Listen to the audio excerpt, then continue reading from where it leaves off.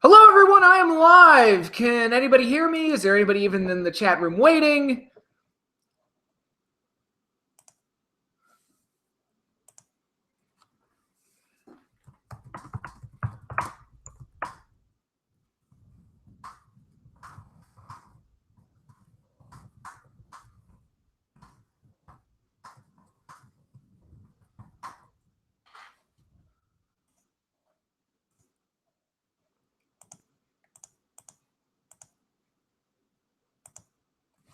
Okay. Memes are good. Memes are good. Like memes are God. Not sure what that means, but hi, welcome to the stream, Mr. Gov. How you doing? Welcome, welcome. Okay, we're going to be kicking off shortly with WrestleMania 2 and the two matches from there. Let me see. All right, let me do this. Okay, fair warning. I was having internet problems with my my TV earlier today. It seems to be fixed now, but if we get any problems, I'll let you know. Matt Chapman, welcome to the stream. We Are Pro Wrestling. Welcome, welcome.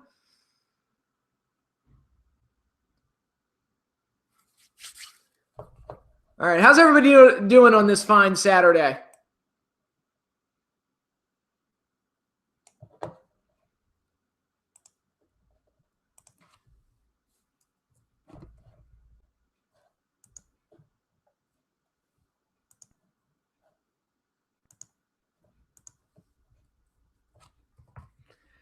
I'm looking over the WrestleMania lineup for today. It's like a lot of the 2s and a lot of the 8s.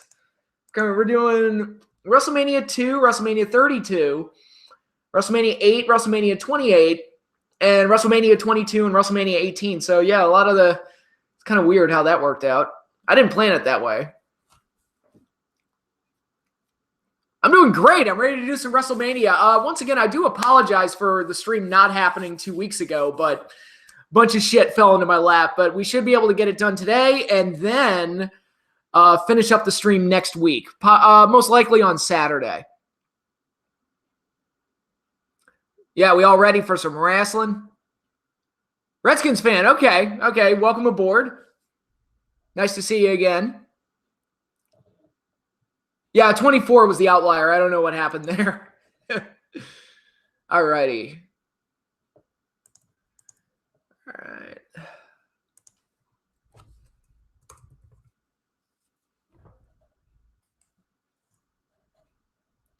Okay, let's see if we can finish this stream before midnight. We're going to have until just about before midnight to finish all this, but considering one of the matches we'll be watching is 18 seconds long, I think that gives us a little leeway to get this over and done with pretty quickly.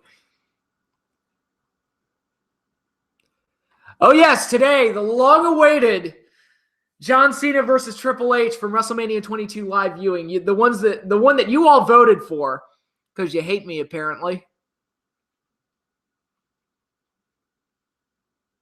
But that will be the main event of today. But we're going to start off with WrestleMania 22. I was going to start off with WrestleMania 22, but on the last stream, it was voted by you guys that John Cena and Triple H should be the main event. So I switched things up.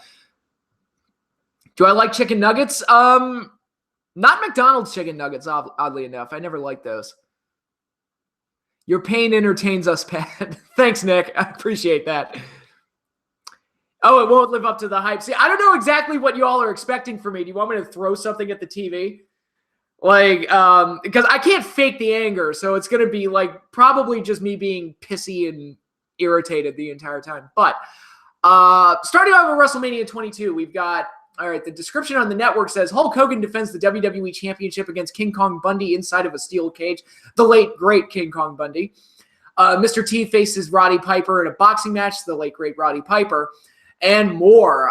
We will be watching the boxing match, Mr. T versus Roddy Piper, and the Tag Team Championship match, both of which were final matches of specific portions of the show. As many people know, WrestleMania 2 was actually divided into 3 portions, held at 3 separate venues, New York, Chicago, and LA. And the boxing match was the main event of the New York portion, and even though they said the NFL WWF Battle Royal was the main event of the Chicago portion, it really was the final match was actually the Tag Team Championship match. the Dream Team versus the British Bulldogs. It's kind of neat that we're doing the Dream Team and the Bulldogs because they had 2 other matches on Saturday night's main event, which were captured as part of my Saturday night's main event and Clash of the Champions streams.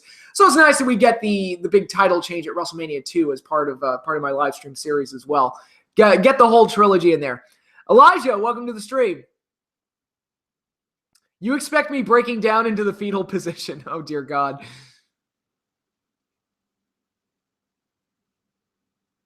No, the what went wrong video isn't our fault. That was all me.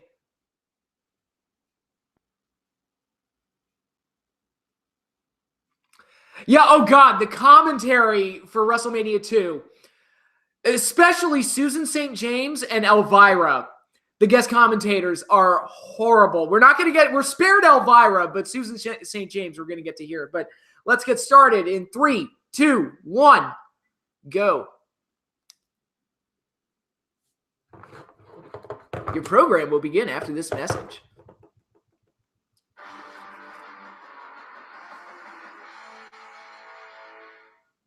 The boxing, I actually enjoyed the boxing match. I know that's considered to be like a disaster in Mania's history. I actually get kind of a weird pleasure out of it. Mainly because I think Piper is just so great in it. Piper's so entertaining, I can't bring myself to hate it. I hope you have alcohol and sedatives because Mania 22 will destroy you. Probably will. All right. Let's go. Piper and Mr. T.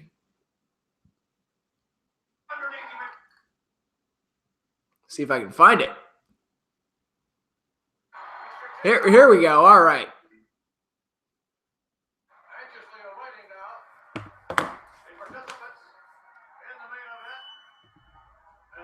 Actually, Mania 22, we're also doing Foley and Edge, which it does help.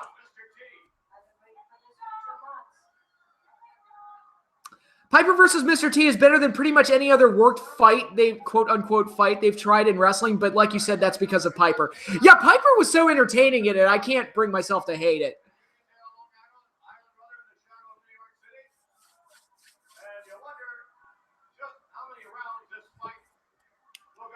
Oh, God, if this had gone the full...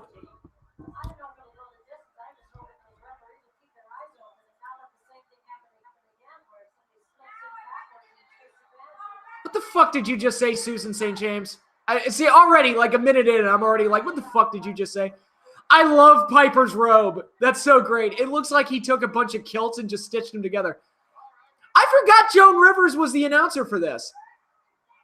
Joan Rivers, a legend.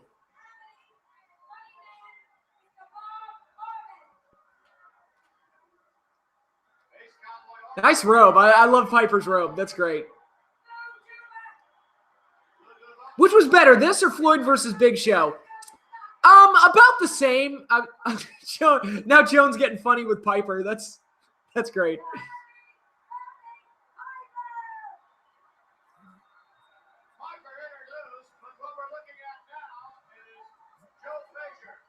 Smoking Joe Frazier. They got a lot of celebrities for Mania too. Smoking Joe Frazier is in Mr. T's corner. The legend. There's the Haiti Kid. He was paired up with Mr. T and Junkyard Dog at this point.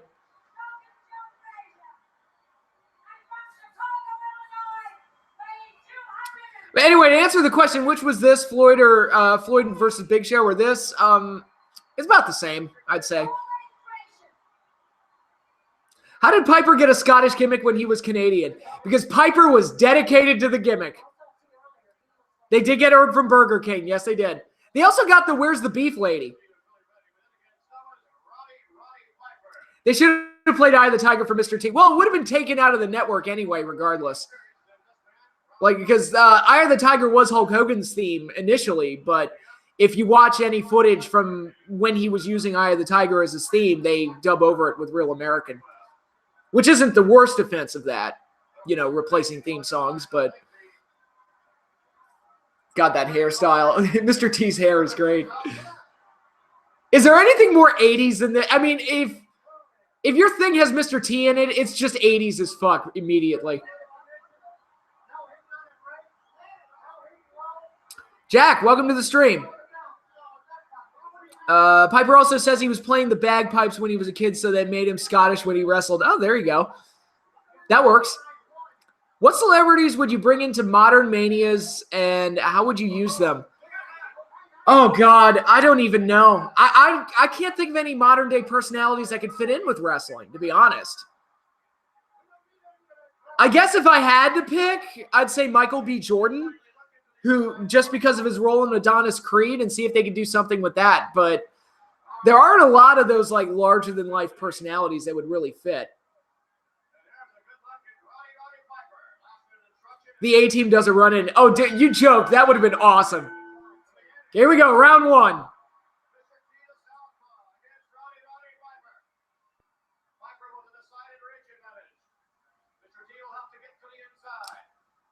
There's a great IBM ad where Mr. T declares first name, middle name, last name T. Yep, I've seen that.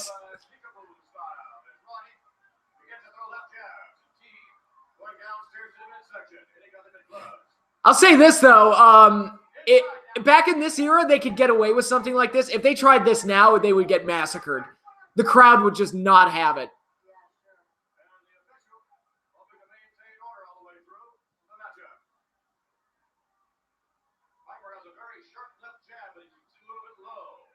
Tell you what, Piper looks like more of a real boxer than T does, at least as far as their technique goes. But Piper was a boxer, wasn't he? Didn't he have some boxing training?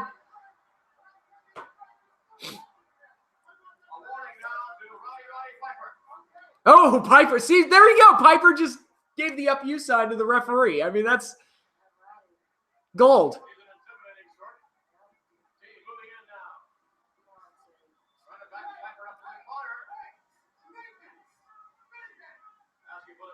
Oh, yeah, I've heard about I didn't watch any of that stuff from New Japan, but I've heard it's bad.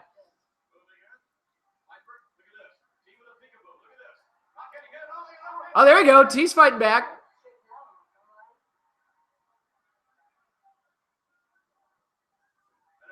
Now, if memory serves me right, this goes to the 4th round. And actually, all the best stuff happens in between the rounds.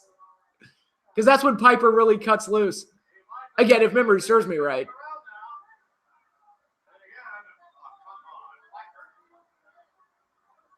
Oh, Piper was all about kayfabe. All about kayfabe.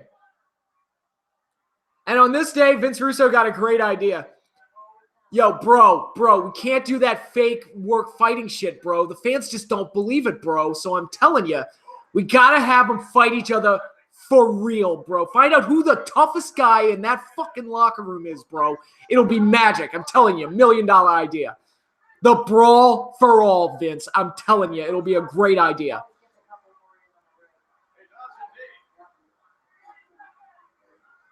$30 left in the first. Piper gets a shot in. Susan St. James is already irritating the hell out of me.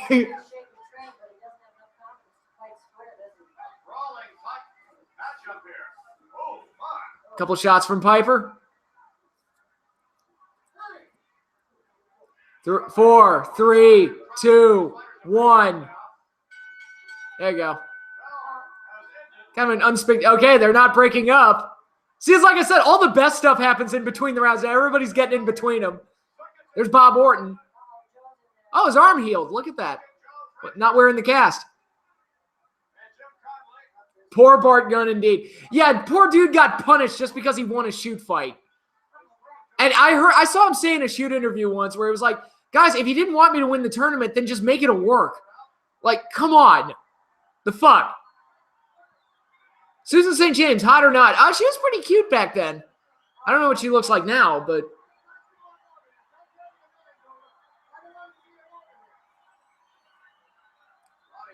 Now, if memory serves me right, the crowd starts cheering for Piper. Imagine Rowdy Piper versus Rocky Balboa. Oh, God, I'd have paid so much money to see that. Yeah, you want to shoot fight against JR's friend, so, yeah. But that's the thing where everybody was stupid, because apparently everybody backstage was like, oh, Dr. Death is going to win this thing, no question. And it's like, dude, in a real fight, you never know. Like, anything can happen.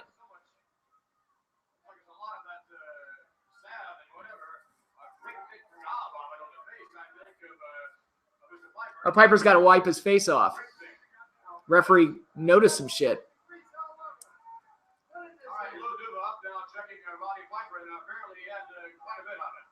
Well, sure, that makes the glove slide right off, right? Oh, they definitely could have done more with Bart Gunn. She was married to Dick Ebersol. That's why Susan St. James is there. Yes, absolutely. It's kind of like, wasn't Marla Maples married to Donald Trump, and that's how she got the spot at WrestleMania 7? She's got some shots.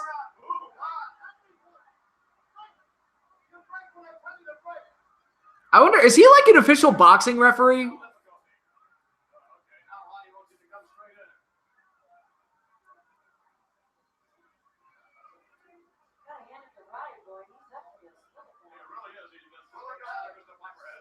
Ooh.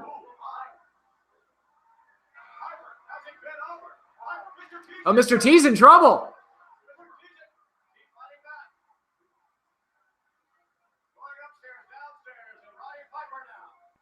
Minute and a half left in the... Uh-oh, T's looking wobbly.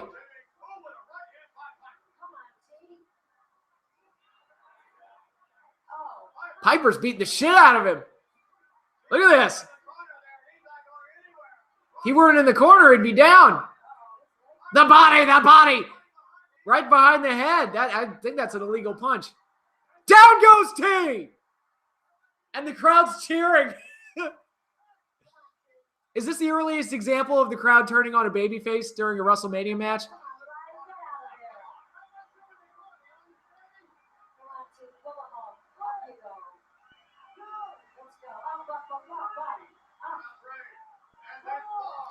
Piper always claimed they stuffed his gloves or something so he wouldn't hurt T. I'm sure that they gimmick their gloves because, again, they don't want to get anybody hurt. For all the kayfabing that Roddy does, that's something I could actually believe. This is theater, after all. It's not shoot fighting. I wonder if Mr. T's thinking of his mama. I don't know. Roddy. I can hear the crowd chanting for Roddy. 7. God, Piper's dominated round 2. There you go. End of round 2. I love Piper, but the guy could bend the truth. Oh, yeah. I see. Here we go. This is where Roddy, gets some cheap shots in.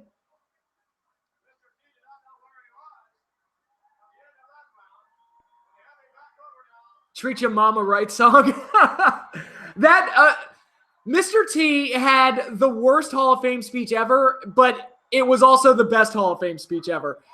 And the thing that was most hilarious to me, he showed absolutely no signs of stopping. That was the other thing. He's like, oh, Piper just threw oh, no, Bob Orton threw the water. See, all the good shit happens in between the rounds. That's what made this match fun. That other corner's being dirty.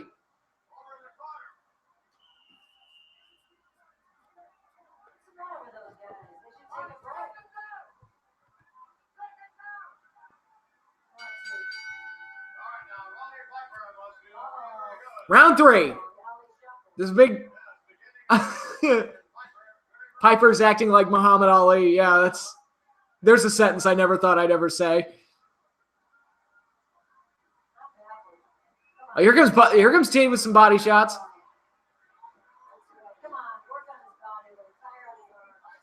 Oh, here we go. T's getting some shots in.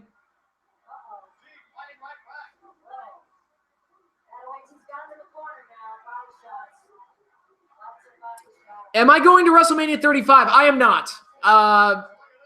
With the purchase of the home and all the things that I had to pay for to furnish that home, money's expendable cash especially is a little tight. Oh, T's dominating round 3 right now. How was John Cena versus Triple H? Haven't watched it yet. That's going to be the last match of the stream.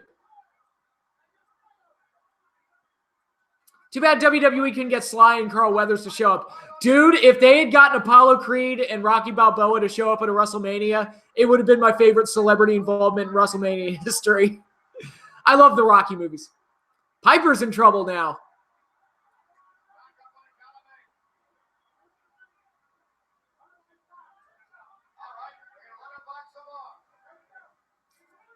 right, here we go. Minute and a half in the third round.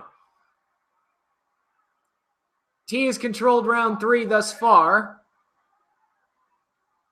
When was the last time you watched Cena versus Triple H before the day? Probably about 7-8 years ago.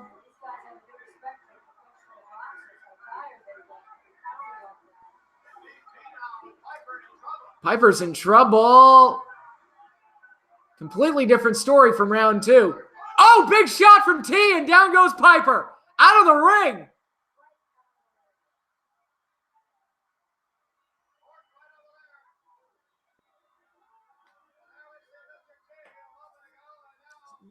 Good for selling. Good job, Roddy, for selling there.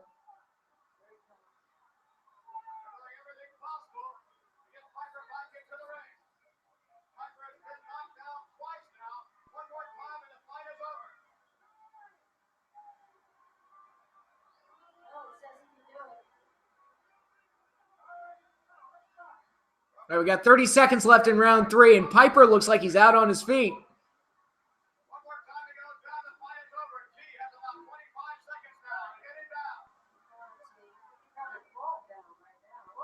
Mr. T missed that punch by a mile. Yes, fortunately, we got the good camera angle where it looked like he hit him. We got the camera angle that they gave us was from the back, so it actually looked good. If they had gotten a reverse angle of it, it probably would have looked like shit.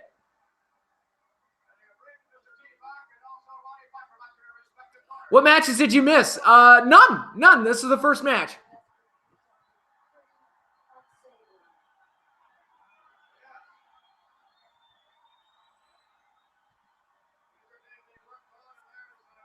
Oh, look at that nice lady. Where was she in the other rounds?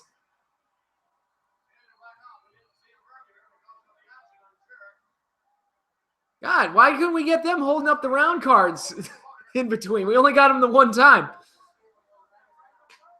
I don't mind pretty ladies letting me know what round it is. But apparently that makes me a sexist monster to say that nowadays. Now, here's my favorite part of the match where Piper, he takes his stool and hucks it across the ring at Mr. T. Fucking A. I love Hot Rod. Love him. He's so great. Round 4 is the final round. Or it ends up being the final round. Now they're just throwing shots at each other.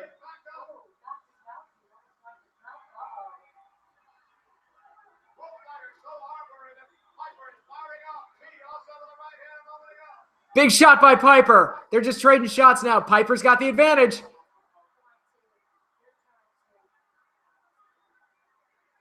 Mr. T's getting some shots in. Now he's fighting back.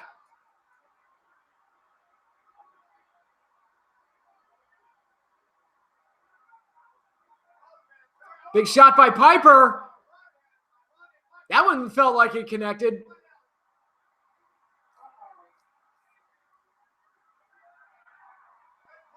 Piper, is he going to go down?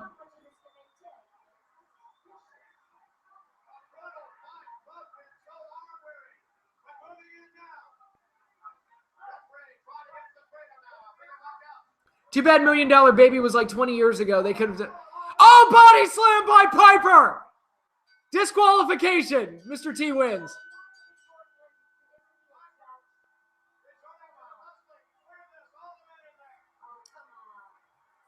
Doesn't really settle anything between Piper and T, but yeah, I'm not, people hate this match, and I understand why, but I think just as a showcase for Piper being Piper, it kind of works for me. Like shit like him throwing the stool and, acting like a dickhead. It was like that type of stuff. That made the match worth it for me.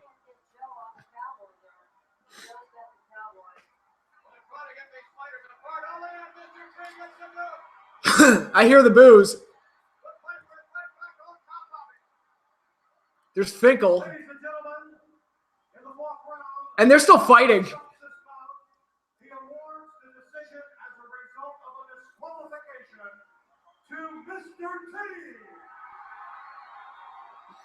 And many, many years down the line, Piper would have Rampage Jackson kidnapped on Raw because he still hates Mr. T. Did that actually happen, or are you joking? Bree Mummy, welcome to the stream. All right. Roddy Piper gets a moral victory, not the actual victory. All right. Now let's go to the Tag Team Championship match, the British Bulldogs versus the Dream Team, the final match of the Chicago portion of the show.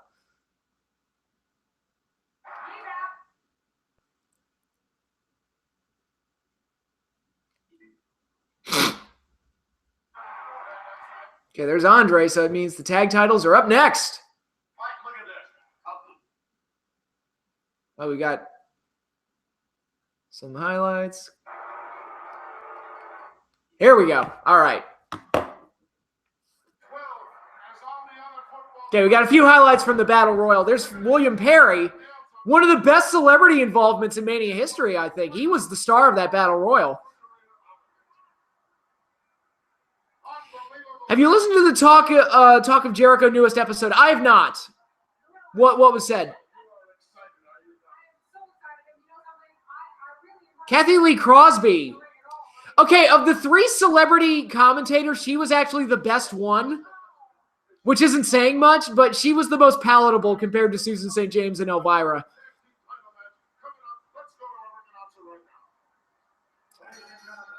Piper cut the whole Crazy Man promo about I beat one Clubber Lang, now I get to beat another. I do not remember any of that.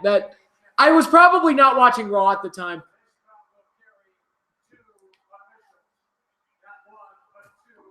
Tag Team Championships. Brutus Beefcake, soon to go into the WWE Hall of Fame. And his partner, Greg Valentine, a fairly successful tag team. Nice run as tag champs. They had some really good matches with the Bulldogs, as we saw in our Saturday night's main event streams.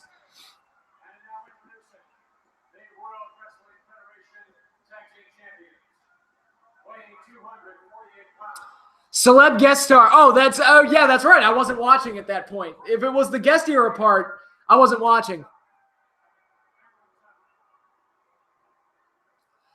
Dream Team, they were good. I always liked Greg. I always liked Greg's work and him, like the way he carried himself and everything. Never a huge, like the man or anything like that, but it was always a solid part of the show. And, you know, Beefcake and him worked well together. Surprisingly, you wouldn't think they'd be that good together, but they did pretty well. Here come the Bulldogs. Davey Boy and the Dynamite Kid.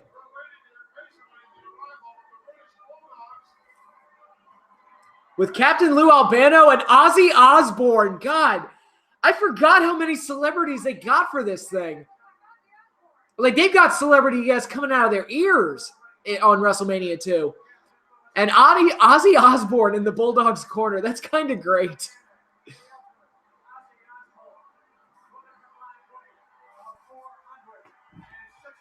There's Super Mario, Captain Lou Albano. We all love Ozzy. I mean, Ozzy's great musician, great talent.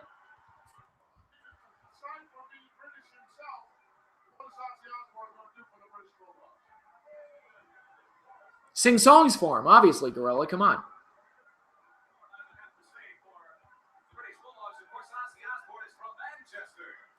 Oh, we got Mean Gene on commentary, too.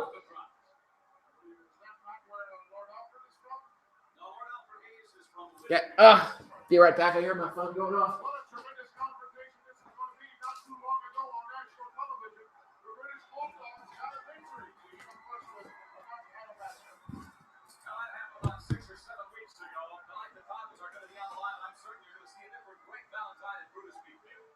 All right, this was a really good tag match and my personal favorite match from WrestleMania 2. Let's see if that holds up.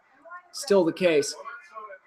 God, Ozzy looks like he's coming off of a rough night. He looks a little strung out. I mean, has he ever not looked strung out? I don't know. What are your thoughts on Odell getting traded? So long, farewell, Alfita saying goodbye. Odell, crazy talented guy, but was also a massive headache that you know, I could sit here all day and talk about the griefs and the drama with him that we went through during his time here, time in New York. And I'm like, I don't need any of that on my team. I just don't. So it's like, all right, have fun in Cleveland. I hope he does well. But I got so sick and tired of him. It was I was happy for it to be over. It was like having Odell on my team was like dating a girl that gives the best head you've ever had in your life, but she's a complete psychopath and is terrible in all other areas of life, but she gives great head. So you kind of put up with it for a while. All right, we're starting off with Davey Boy and Greg Valentine. Sooner or later, great head isn't enough, and you just kind of lose your patience with everything else. I'm doing fine, Diog. Welcome to the stream.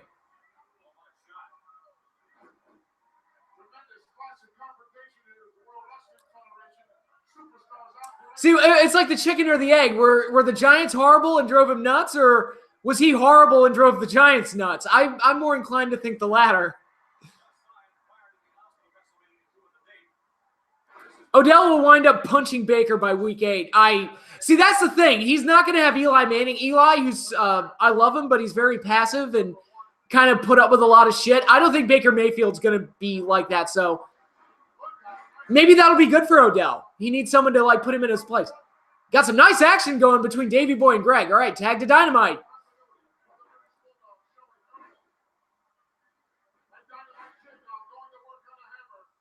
Compared Odell Beckham to good head. Only Patrick. Yep, that's me.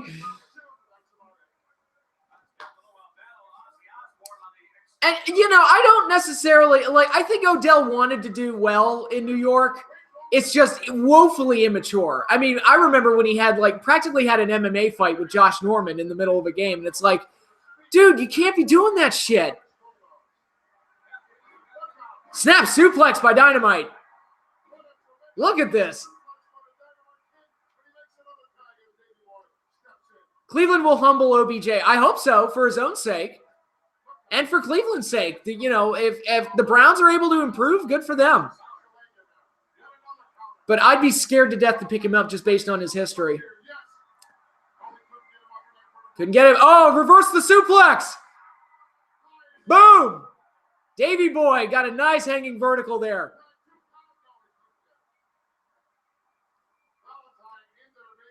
Cena versus Triple H on the list. Don't you hate that match? Oh, yes, I do. I do indeed. It's the match that everybody's waiting for. The Bulldogs have been dominating Greg, who has had no tags. Dream Team, 0 in the tag column.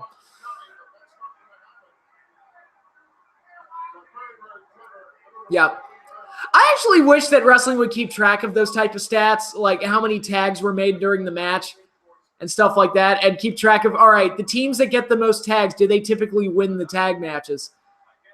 And try to, like, keep track. It kind of like, for me, a big one is time of possession in football. Like, a majority of games are won by the team that controls time of possession, more often than not. I'd love to see what the official percentage is. Ooh, into the corner, but Greg came down on him. Ooh, headbutt to the gut. You have not, Fernando, welcome. No, you have not missed Cena and Triple H. That's going to be the last match. We're only on number 2. Got a long way to go before then.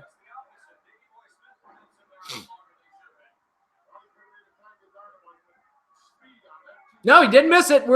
That's going to be the last one. That was by popular demand on the last stream. Didn't they used to say that in the territory days in early JCP? Probably. Oh, overhead press slam by the Bulldog. Well, Davey Boy, I should say. Beefcake got thrown around there. Dynamite Irish whip on Beefcake. Ooh, sick little clothesline there. And a chop. Down goes Beefcake. I'll say this. Beefcake stands out like a sore thumb in there because the Bulldogs are wearing matching trunks.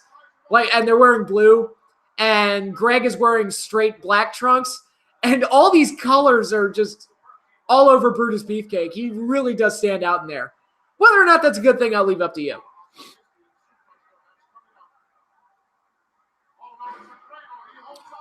Cradle fisherman suplex, but Davey Boy couldn't clasp the fingers, so he couldn't keep the pin. Usually isn't the heel teams the ones that gets the most tags? Since every tag now has the Ricky Morton spot? Pretty much, yeah.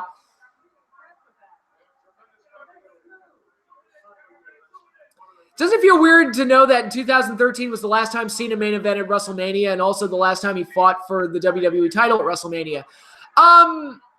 Yes, I'm not unhappy about it, but he's basically been replaced with Roman Reigns, who main evented almost every WrestleMania since then, and almost all of them were disasters. It's show business, darling. Show some color. Yeah. Hey, it helps you stand out. Whatever helps you stand out.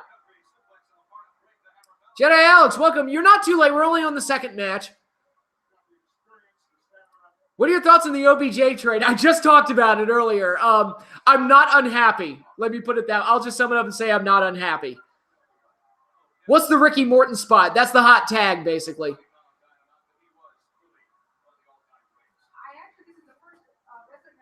Almost. Well, Lesnar and Reigns at 31 was enjoyable, but mostly because Seth did the Money in the Bank cash-in, and Lesnar destroyed Roman for the entire match. So it's kind of like it was enjoyable for those two things, but they got out of a bad situation. That should have been a disaster, and it wasn't. What have you missed? Just the boxing match and about the first half of the tag title match. Bulldogs and Dream Team. Thoughts on my New York Jets signing Le'Veon Bell? Hope it works out for you. The dumb double tag spot? Yeah. I think Becky should win the title at Mania, but that's, you know. Oh, yeah, we got to get Brock and Roman again. God, we need that match again. Bulldogs, double team, shoulder block. Down goes Greg. 2.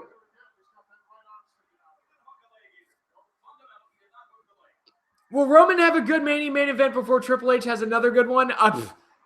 You'd hope so. They keep giving him that spot. You'd think he'd get a good one eventually. You ready for an 8-hour Mania? No, I'm not. Sunset flip.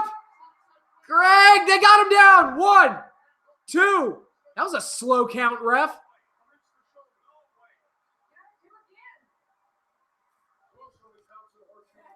Monorail. Mono. Don't.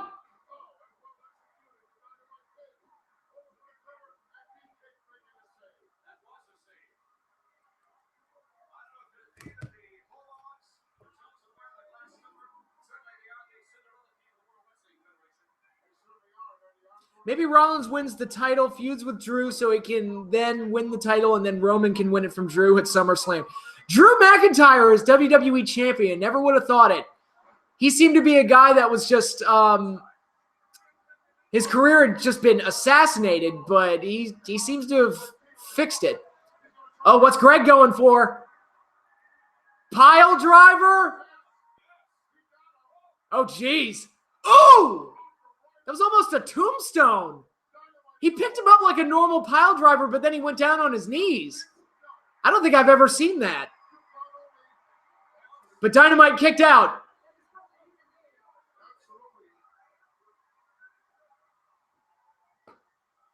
The world needs laughter. I actually just watched Leonard Nimoy recently. I've been working my way through Next Gen, watching all the episodes of that show, which I'd never done before. And I came up to the 2-parter where Spock shows up. Rumor has it they'll do another Mania 9 finish with Rollins, Reigns, and Lesnar. I doubt that. They wouldn't do that again, would they? What went right? NXT 2013 to now. 1-hour shows that don't overexpose everything. Oh, body slam off the top. Greg goes flying. Dynamite, is he going to go for the tag or the pin? Goes for the pin. Greg kicks out. Now Davey Boy jumps in to stop Beefcake. All 4 men are in. Body slam by Dynamite. What's this? Davey Boy, he's got Dynamite up. Gorilla press. Oh, he was going to headbutt him. But Valentine rolls out of the ring. Dynamite gets him back in. Ooh, kick to the face. Things are heating up here. What went right? Joe Montana and Jerry Rice. 2 of the best of their positions being paired together.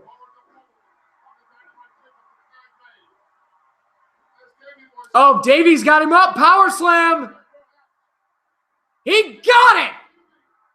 1, 2. No, Greg kicked out. Since you missed the boxing match, what are my thoughts on it? Okay match, not great. Piper made it fun. Big suplex by Greg, or on Greg by Davey. God, they just can't keep Greg down. I feel like Greg is the one that needs to get the hot tag at this point. He's been in there most of the match. Oh, Davey boy, shoulder first into the ring post. Short ride, bad landing.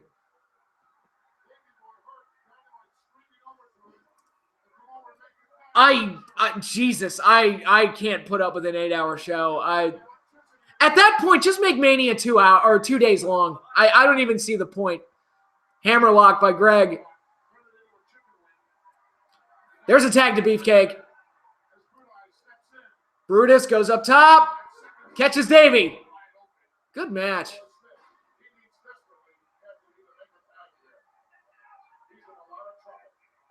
He's got a hammerlock on Davey. Oh! Big slam by Beefcake. Wrestle Kingdom 14 will be 2 days. Yeah, I'm okay with that. Makes it easier to digest. Who would win in a Rick Rude, Scott Steiner pose contest? I would give that to Rick Rude just for technique. I think Rick would have the advantage there.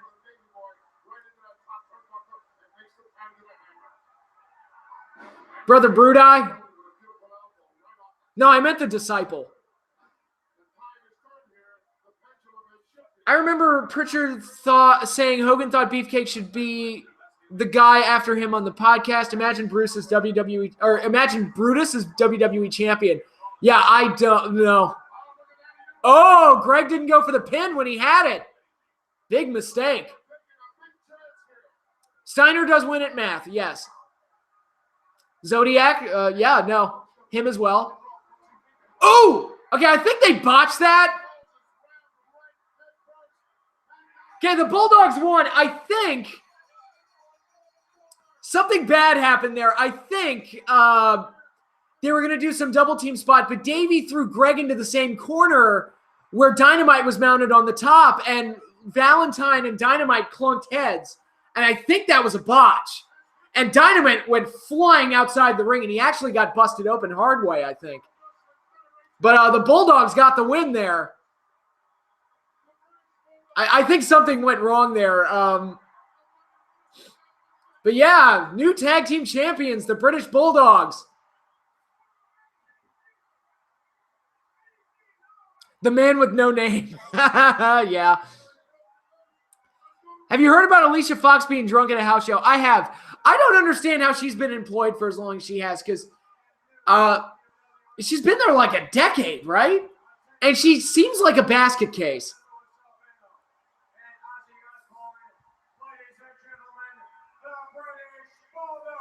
British Bulldogs, new tag champs. Really good match. Yeah, there's Dynamite. Yeah, I think he got clunked for real. I don't think he's selling. Is this the first time that anyone bled at a WrestleMania? Dynamite Kid? And I think it was Hardway.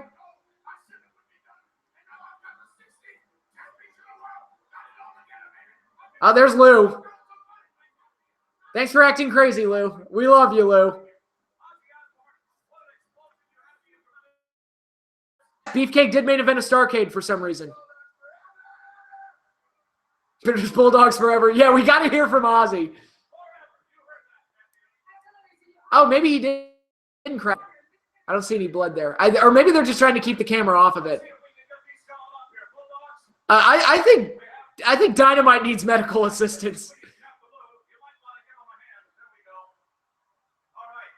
Owner of Captain Lou played Mario games. I would hope so.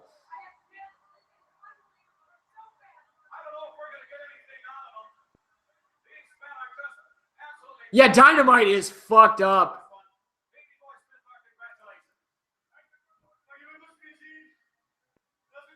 I can't wait for the 83 weeks on Starrcade 94 and Bischoff to completely rip that show apart. I mean, it's not hard to do. Just joined. What match are you on? I just finished up the tag title match from WrestleMania 2. We're going to get started on WrestleMania 32 in a minute. All right, I think we're done. Let's jump to WrestleMania 32. Let me just fast forward through all this.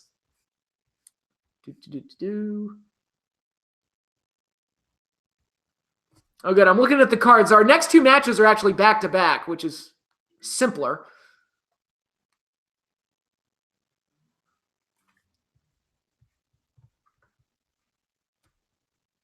Very fast forward. Fast forwarding, sir. Thank you. Yes, I had a good birthday this week.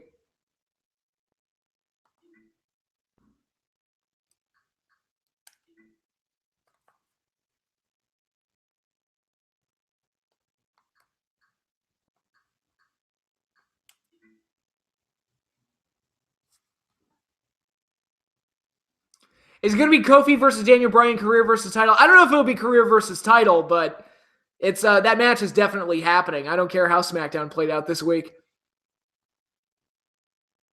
Do you agree with Meltzer's 3-star rating of the match for Hogan and Rock? Personally, I love Hogan Rock. It was when I did my top 30 WrestleMania matches, half a decade ago.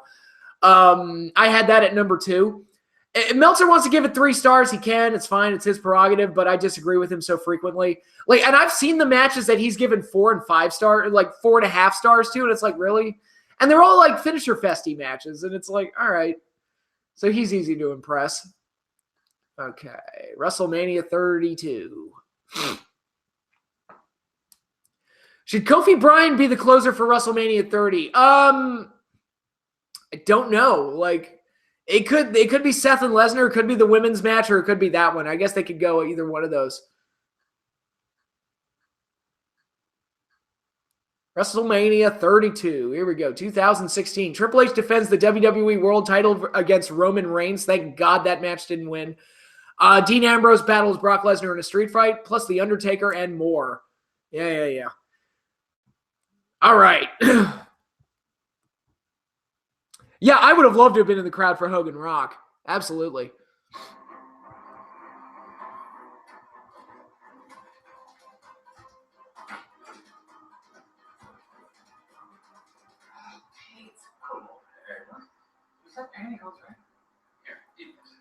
Mania is rumored to have 17 matches this year. That's a lot of matches.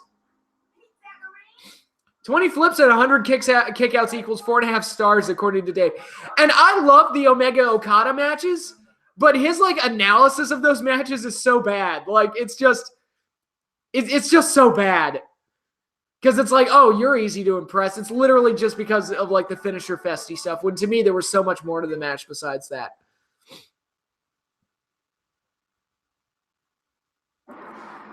Oh, yeah. Dave's ratings, it's because when he kept giving it 6 and 7 stars, all right, you've become a parody, dude. I would agree with Lance Storm. The Undertaker and more. Yep. For me, Hogan versus Rock is 5 stars. The match was never going to be whatever Meltzer and a guy like him want, but for what it was amazing. I agree with that. Okay, now, WrestleMania 32. We're jumping to the women's title match. Just good Lord, this show's long. It's amazing how much longer the later WrestleManias have gotten.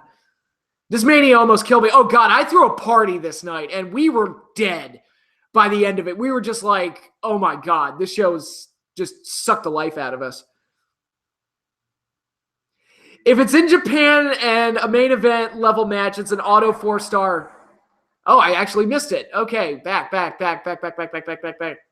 Rewinding. God, I am not looking forward to watching that Hell in a Cell, though. That's okay. Sorry, I'm gonna delete all spamming. Sasha.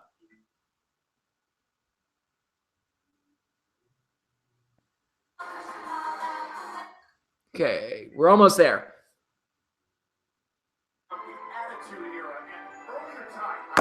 Okay. I like the women's title match, but the wrong person won. I would agree. I was kind of hoping for a title change. The Oakland A's made a dig at Meltzer on Twitter since they played a game at the Tokyo Dome. What did they say? That's hilarious. They are all WWE superstars.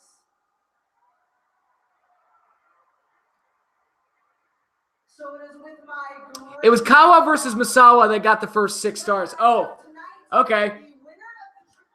I mean, Meltzer's analysis of stuff is just so, it's like he has a formula in his head or like a checklist.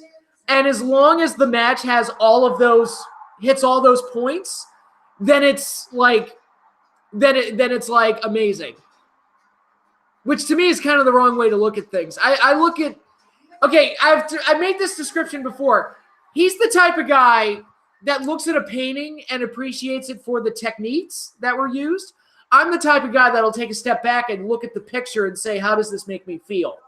And that's how I judge the art.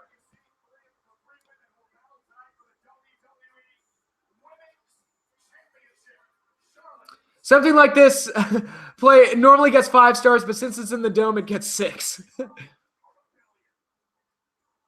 So would a 45-minute finisher fest with a deader than dead crowd get 6 stars? I don't know. You have to ask him.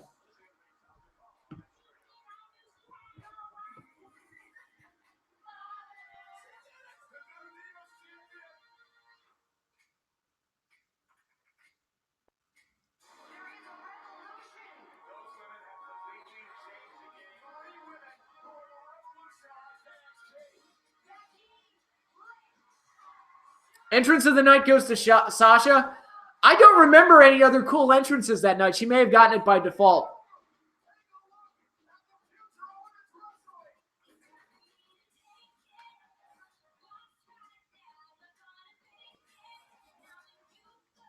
Yeah, this was the first WrestleMania. I said when I did my review of it, this is the first WrestleMania where I said the women had the match of the night.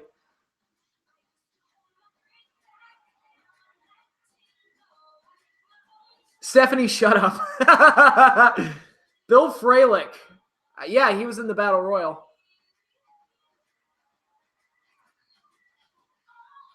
Mike Trout, the $430 million man. Thoughts?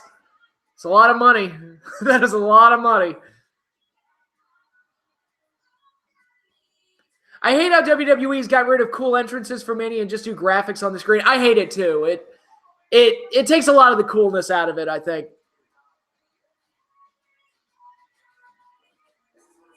Think Snoop gets Sasha high as a paper kite? I don't know. You'd have to ask her.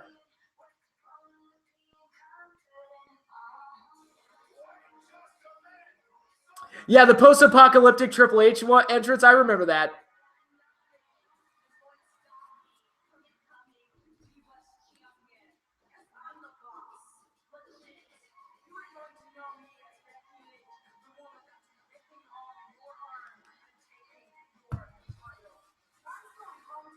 Plus, it does nothing for the live crowd. Yeah, exactly. It takes... That was actually when I went to WrestleMania 29, one of my disappointments was there weren't many cool entrances. Taker had a cool one, and Fandango had an awesome one, believe it or not. But that was all they did. And I was like, oh, I guess that's an advantage that WrestleMania 9 has over a lot of Manias. Some of the entrances at Mania 9 were pretty sweet. Steph in black leather. I'm a simple man. I don't even remember what she looked like in that getup. What went wrong? Triple H entrances. Delusions of grandeur. There's Becky Lynch. Not quite the man yet.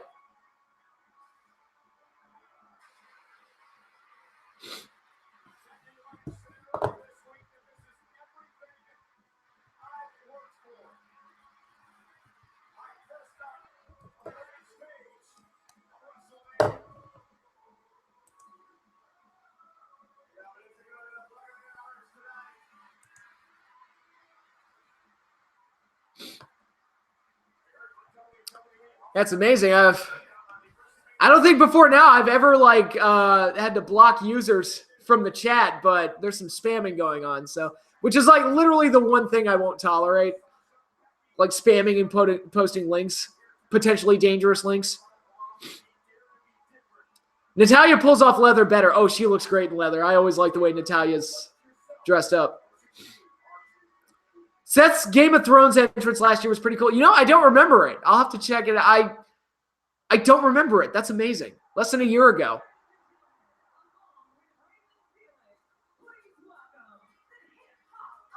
You want the Conquistadors? Oh, God, yeah. Rusev's entrance with the tank was fucking amazing.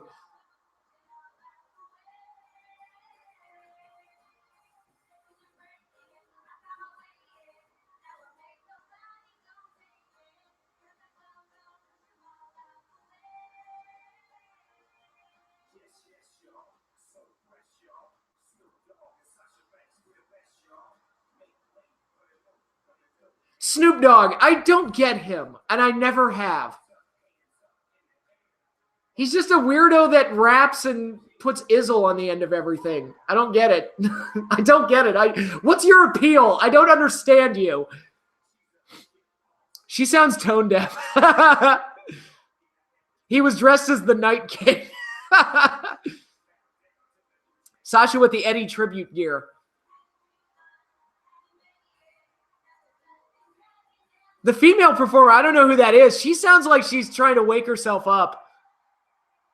Favorite Golden Era pay-per-view? What's the Golden Era? Is that the Rock and Wrestling? Like 80s and 90s, like early 90s? I'd probably say Mania 7, if that's the case. Who sits on the Iron Throne? Ready for April 14th? I am, yeah. I think the White Walkers are going to win everything because that would just be the ultimate fuck you. So that's my guess. Probably because he was the last of those 90s rappers and everyone loved him, I guess.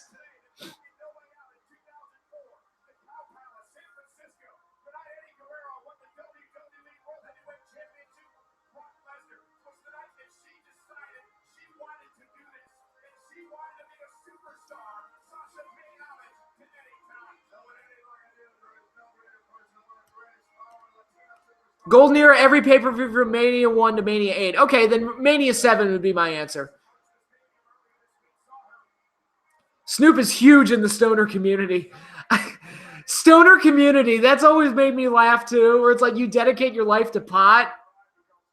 I mean, granted, I've got weird hobbies too. That just seems like a strange one.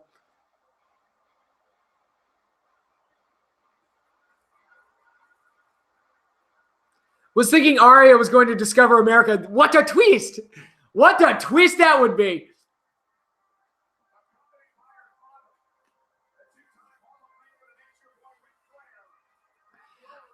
About this year's WrestleMania, do you think they will really have Angle wrestle Corbin at WrestleMania? By all appearances, yes. I think they'll do the match, and then they might like throw Cena out there as like a last-minute sub or something post-match and have Angle wrestle a second match. I don't know.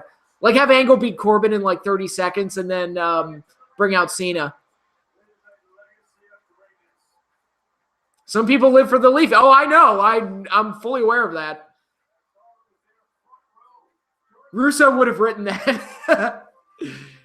that seems like more of a Shyamalan move to me.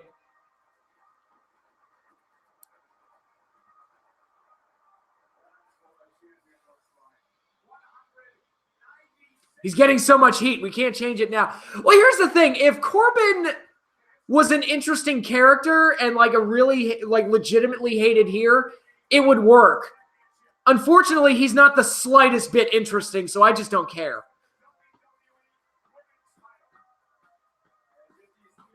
How would Russo write a Thanos face turn? I don't know. You'd have to ask him. It's so terrible how they're handling Kurt's retirement. Yeah, I kind of agree.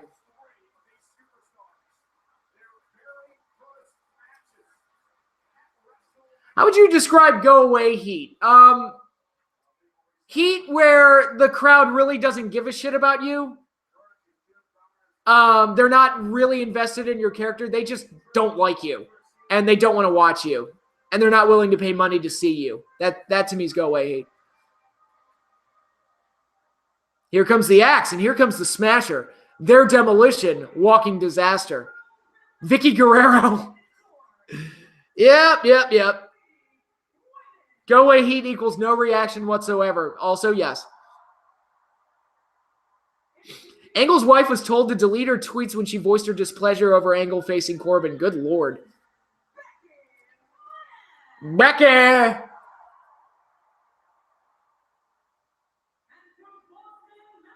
Of the three girls, like, of the three, I'd say Becky's more my type.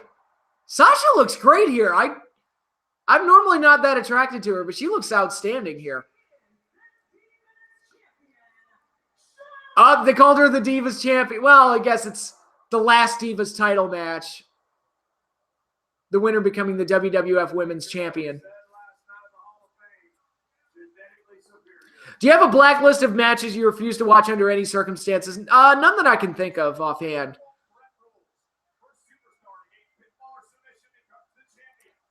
Charlotte, like looks-wise, Charlotte looks, I can see her dad in her face, and that just creeps me out. I could never, like, I mean, she's not unattractive. I could never, like, date that or go to bed with that because it's just, she reminds me too much of Rick.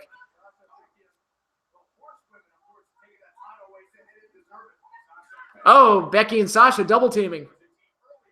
Oh, not for long. Roll up by Sasha. Drop toe hold by Becky. Roll. Yeah, this is when Sasha was like red hot as a character, and now, oh, bridge up. Look at that. Sasha and Becky really going. Backslide by Becky. 1, 2. And there's a reversal by Charlotte. Roll up. No. Now a reversal by Sasha. Nice pinning combinations here. Ooh, big boot by Charlotte onto Becky. Andrade's loving some Charlotte right now. Good for him. Can you see Vince and Stephanie? A little bit. I didn't used to when she was younger, but I see it more now. How would you react if WWE hired Russo back? I'd be like, oh, little Lucha Libre from Sasha.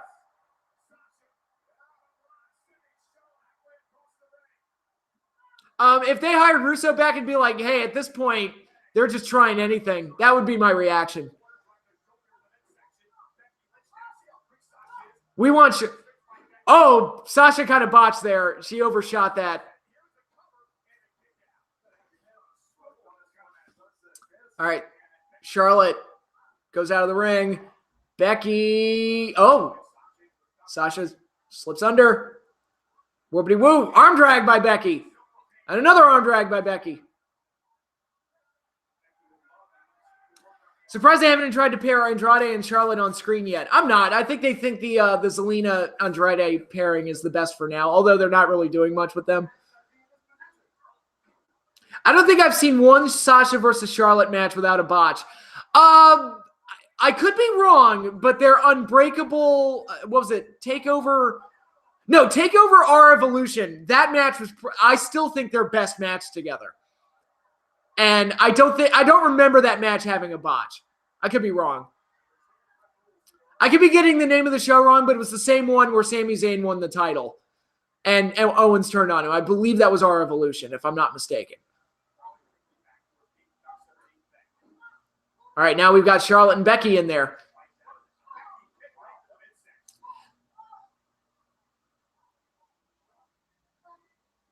Ooh.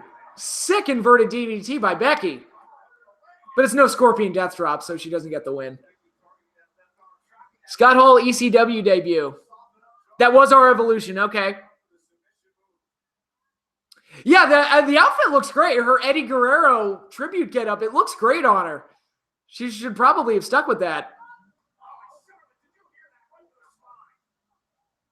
Oh, the Hell in a... Oh, yeah, where they botched the finish of the Hell in a Cell match. And not so much that they botched. They just couldn't break the fucking table. It was like, Jesus.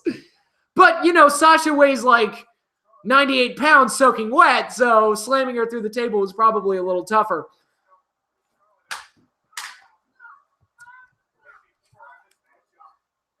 Sometimes not slamming through the table is actually sicker, like Punk at WrestleMania 29.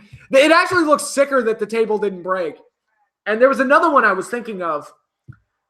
God, I can't think. There was another one where the table didn't break and it looks sicker than if it had actually broken. I can't think of it off the top of my head. Blue Meanie is beautiful. I'm sure he thinks so, and so does his mom.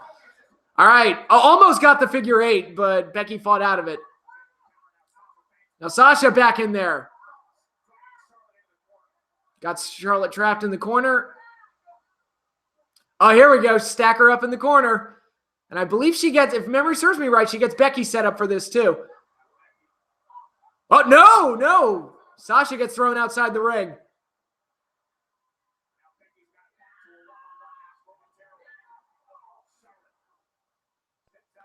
I remember when everybody was saying that Charlotte and Sasha were the new Trish and Lita. Yeah, that didn't really... Sasha lost so much steam, and I think booking had a lot to do with that. For sure. Bring back Powers of Pain. Kurt Angle and HBK at WrestleMania 21. Okay, that was one. Disarmer, almost not really the disarmer, but a nice armbar by Becky. It's a shame that this match had to be on such a bad show. Yeah, it's far and away the best match on this WrestleMania, which isn't saying much. It's not even like one of the best women's matches they've ever done. Like, I made the comment when I reviewed the show. Their matches in NXT are so much better than this match, but on this show, it's amazing. It's like, dude, it may as well be a 5-star classic on this show because there was just not a whole lot else to enjoy. I think my third best match was the Battle Royal, the Andre the Giant Battle Royal, which had Shaq in it and DDP, and was won by Corbin. I think I had that at my third best. All right, figure 4 on Becky. Bridge up for the figure 8. Do you think they knew they were doing a double turn at Mania 13? I do. Frog splash by Sasha to break it up. 1, 2. Charlotte kicks out.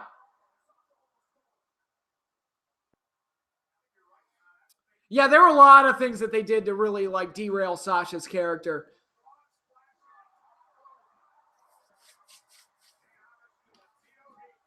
Latino Heat.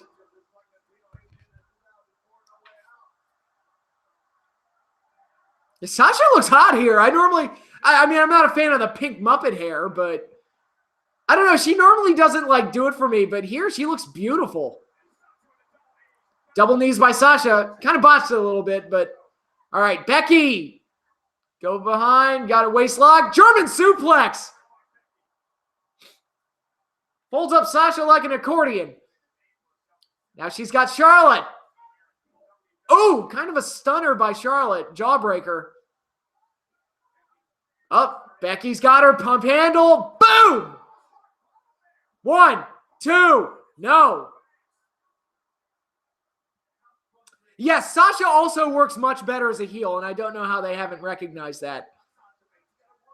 Oh, God, yeah, she was undefeated Charlotte was undefeated on pay-per-view, and then she just loses randomly to kind of kill the momentum. And it's like, guys, you suck so much at your payoffs sometimes. Yeah, Corbin in NXT, I liked him in NXT. I don't know what happened, but he sucks now, that's for sure. Naked Midian. You know, when I was 14, I thought that was funny. It probably doesn't hold up now, but at 14, I thought Naked Midian was hilarious. She looks like, yeah, the pink hair. She looks like one of those treasure troll dolls. Yeah. Oh, misses the kick from Becky. Oh, double knees by Sasha in the corner.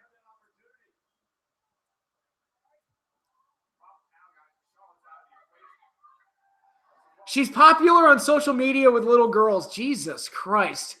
The things that keep you face or heel nowadays. Oh! Suicide dive. Okay, I think Sasha kind of messed it up and corrected it in midair where she was going for a suicide dive, but I think she knew she was going to be short of Charlotte.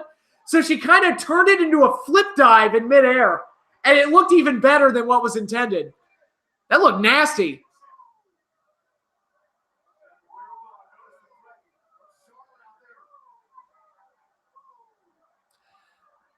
Oh, now dive on Ric Flair by Becky. Mr. Burns is down. I don't mean to disrespect Rick, but he looks like Mr. Burns. According to Cody, there is no faces and heels anymore. I disagree. I watched All In, and I saw that match between him and Magnus. So, like, he was the clear-cut face, and Magnus was the clear-cut heel. I just bought Arrogance perfume. That's awesome. Just don't spray it in anybody's faces. You'll go blind. This is where Charlotte does her moonsault. See, this is a dog pile spot that's actually done effectively well. Because it's not a tag match, so there are no partners, and they worked Rick in for part of it. So it doesn't look like this staged bit. This one flowed a little bit more naturally. Moonsault takes them both down. Io Shirai does a way better moonsault. I'd have to compare the two to see if that's the case. My neck's a little stiff. I tweaked it while working out yesterday, so if it looks like I'm kind of readjusting my neck and stuff, that's because my neck is a little stiff. Speaking of Rhodes, how come people cry nepotism with certain people but not with Cody? AEW hasn't started yet. Wait until it starts. That's because that's going to be very interesting because like a lot of the things that double natural selection. 1, 2, Becky kicks out. Pin Sasha. 1, 2, no, Sasha kicks out. Should we put you in neck submission holds? I would tap in a second because I'm in pain. What's the frame picture behind you? Oh, let me show you guys. That was a birthday present.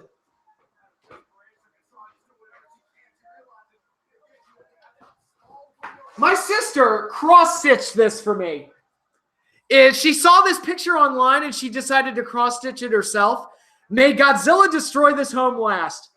It's a very nice. My sister did this. It looks pretty great. Probably the best present I got for my birthday this year. It was pretty awesome. She worked really hard on that. Looks fantastic.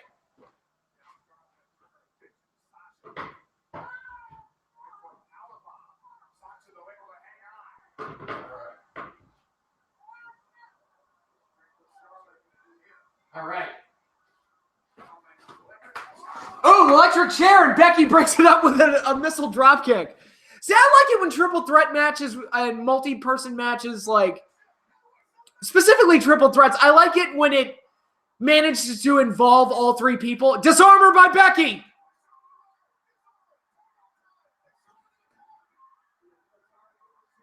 It'd be funnier if they said destroy this home first. I would have laughed. Oh yeah, my sister knows me very well. She does indeed. Do you think Young Bucks versus Lucha Brothers should main event Double or Nothing? I tend to go with Omega and Jericho on there. Or Omega. Yeah, Omega. I said that right. But Sasha breaks it up. Bank statement.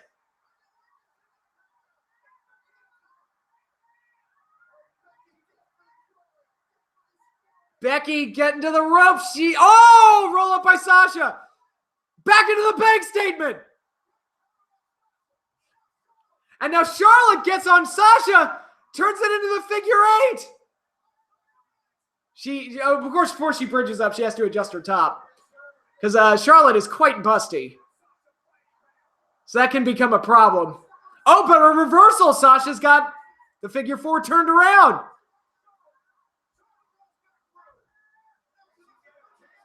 If HBK wasn't injured, do you think HBK Vader would have been a good Mania 13 main? No, because Vader and Shawn didn't work well together.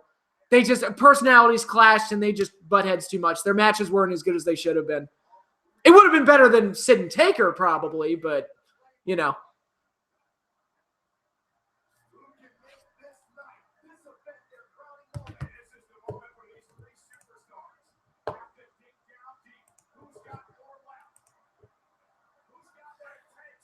I find it people criticize AEW for doing a Jericho versus Omega rematch, but they watch WWE with their rematches on a weekly basis. People have criticized that. I was like, that sold me on Double or Nothing. I was like, oh, we're finally getting Omega Jericho rematch. I'm down. All three girls are pounding on each other, but Becky and Sasha go right after they double team on Charlotte. This match is so much. I'm sorry, I like this match way more than Asuka and Charlotte a couple years later. And it's definitely better than the 4-way that happened the next year, which kind of tanked, in my opinion. Big spear by Charlotte on Sasha. Charlotte adjusts her top again. She's about ready to come out of that top, I think. Hopefully we don't get a Velvet McIntyre situation.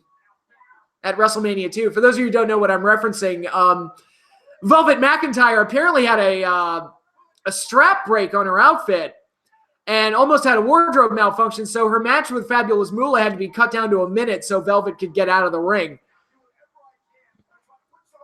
Lucha Brothers versus Young Bucks just happened in AAA. How was it?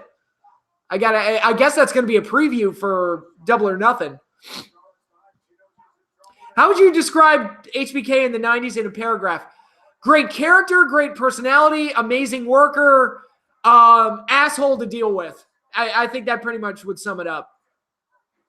Is she the mother of Drew McIntyre? No, I don't think so.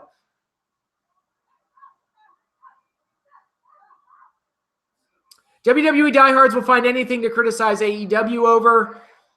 If they didn't do Omega Jericho 2, people would be saying they've done Jericho versus Omega. All right, we've got Superplex. A fisherman suplex off the top by Becky onto Charlotte. Sasha trapped in the ropes upside down.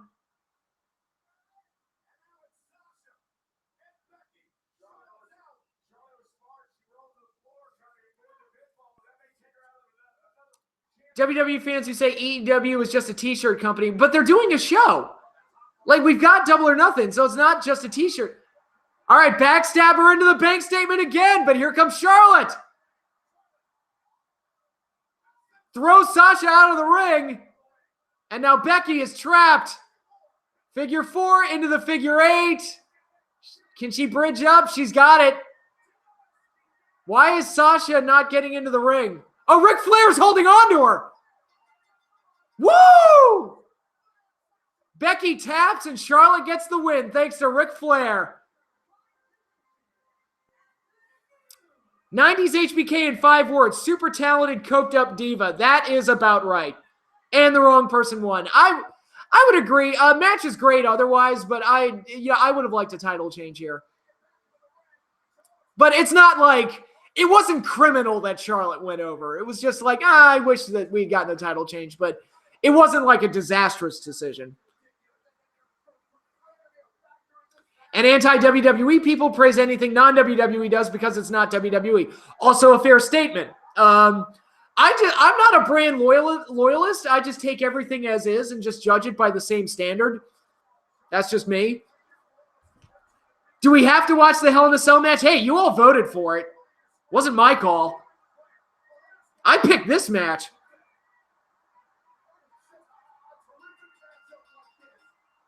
All right, since that match is next, I don't have to do any fast forwarding, but let me go get something to drink real quick.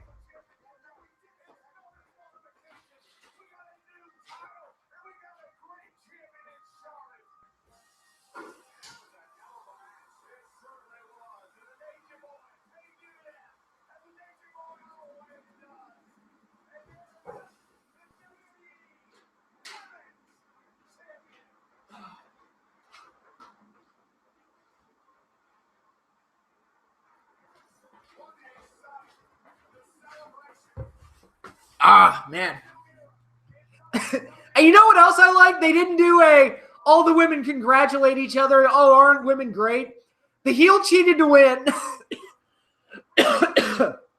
The other participants are disappointed, and they're moving the stories forward instead of doing that curtain call bullshit. I voted for Cena versus Triple H. Of course you did. Do you think if WWE did intergender matches, people would lose their mind if a female lost? Hey, probably.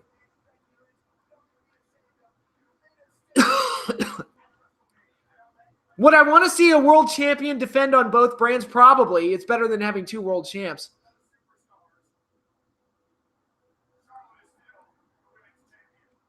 Part-timer versus non-wrestler given way too much time to cash in on Monday Night Wars era nostalgia. It's about right. I mean, the Hell in a Cell match, this match is awful. Awful, awful match that people forgot was awful because Shane almost killed himself. Which, hey, credit to him for doing that jump, and it was a major highlight, but Jesus Christ. This match, did it have to be half an hour long? Fuck.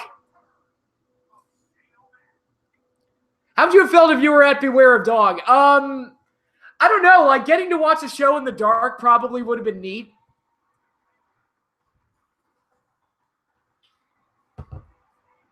Oh, God, I remember the pop for Shane's return.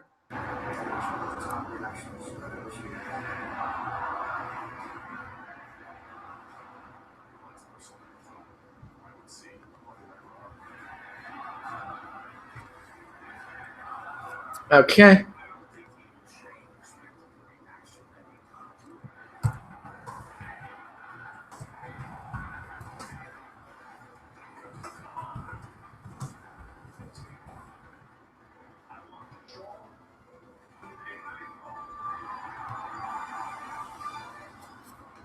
You can almost forget how excited people were to see Shane again.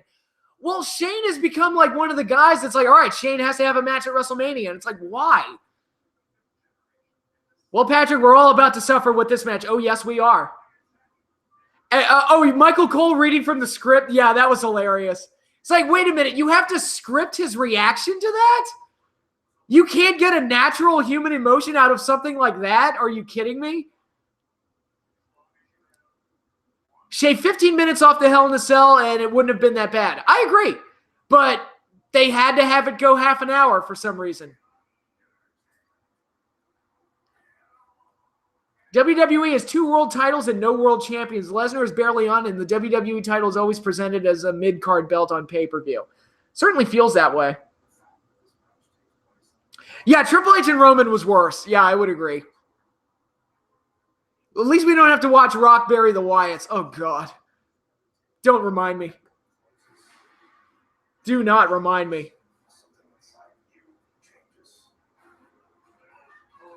The point of this match was that it was supposed to be a long match of just Taker kicking Shane's ass and Shane getting quick shots in. Yeah, that doesn't need to be a long match, especially with the shape Taker's in at this point. Roman versus Triple H dragged on forever. I was dead tired after that abomination. Oh, God, we all were.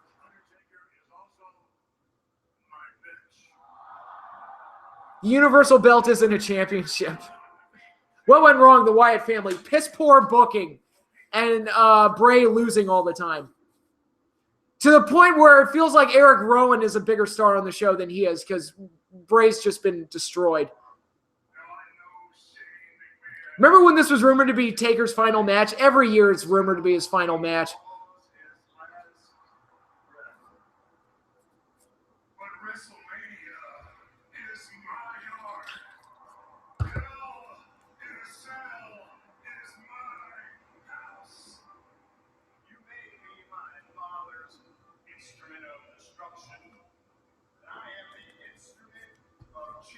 Yeah, and I love this whole angle where Shane wanted to gain control of Raw. And if he wins this match, he gains control of Raw. And then the next night, Vince just gives him control anyway, even though he lost. I'm like, thanks for rendering the entire angle pointless. The match was pointless. The angle's pointless. Thanks. Thanks for that.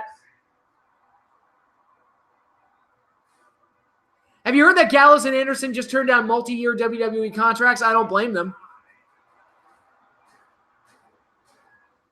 Still don't understand what was the point of Rock lighting up his name in flames. Because it looked cool. That was the point, I guess.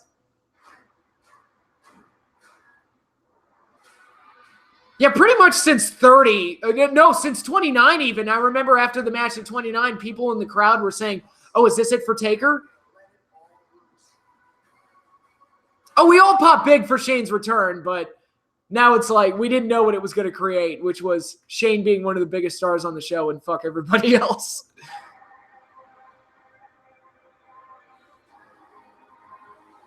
Yeah, they never revealed what Shane had over Vince either. That was great writing. How long ago do you think Taker should have retired? WrestleMania 30, once the streak ended. That should have been it.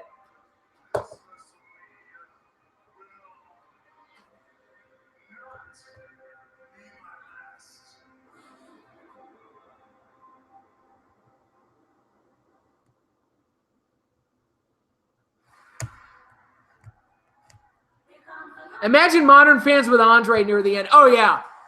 Yeah, it would have gotten ugly. Now, Shane's entrance was pretty cool where he came out with his kids. That was kind of neat.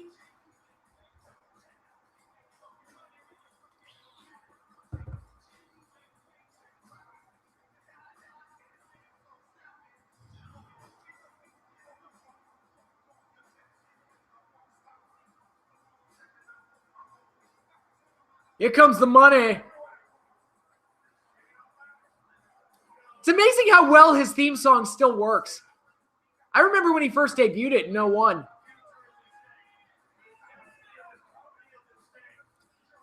Modern day Shane doing his money dance looks like the sad old dad who just got divorced in a club hitting on girls younger than his daughter. Ouch. Tell us how you really feel, Nick.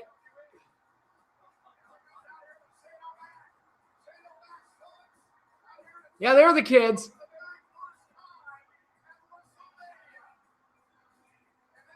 Oh, they're all doing the money dance. That's cute.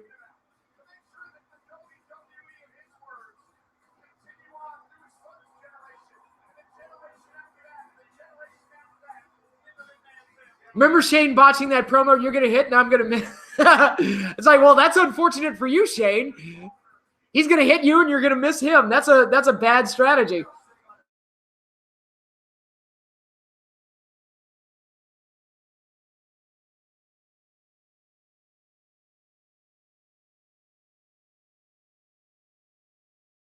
The best one or the worst ones, there were a lot of WCW themes that were bad. There were a lot of Kevin Nash's theme in TNA. His first theme in TNA was awful. Uh-oh, did I black out? Come back to me. Am I back? Am I back? Okay, good. Good.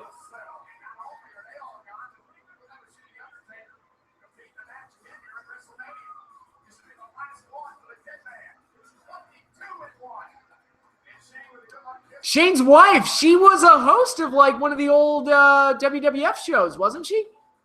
Like one of the weekend shows?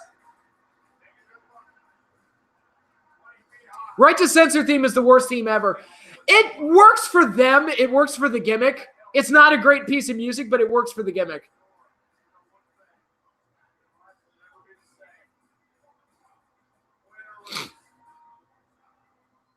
It's a Real Wrestling Podcast. Welcome. Yeah, oh God, when Shane and Kevin Owens were fighting on top of the cell, I was scared to death. The cell looks hilarious with the money hanging on top of the fence, though, on the roof.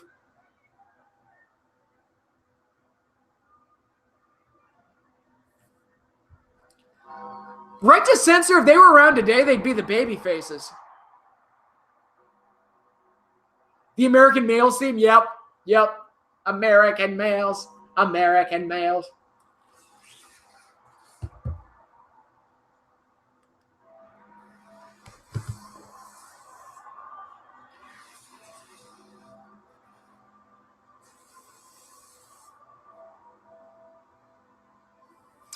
Okay, might want to get something to snack on, guys, because we're going to be here a while for this one.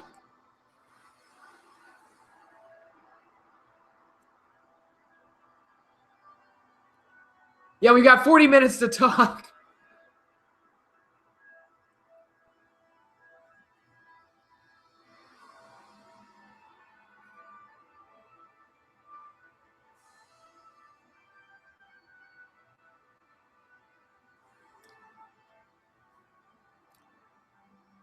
You know what surprises me? We got a lot of Shawn matches, a lot of Undertaker matches on this live stream series.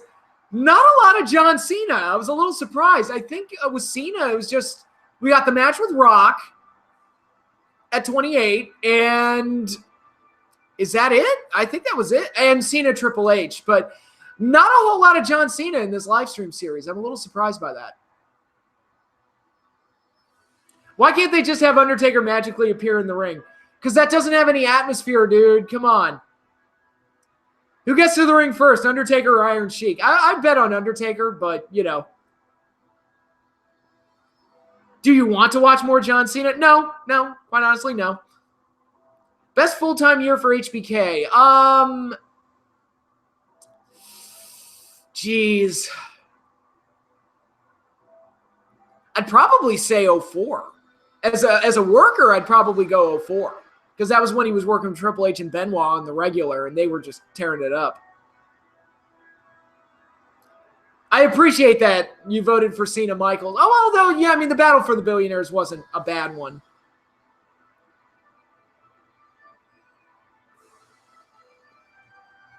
Oh, how the trapdoor worked with Warrior? Yeah. 1996. Kayfabe-wise, that might have... Well, I don't know. I'd probably go more like 97, 98 when he like formed DX as like his best year kayfabe-wise. But he wasn't even there the full year, 97 or 98. So I guess 96 would have to win out on that.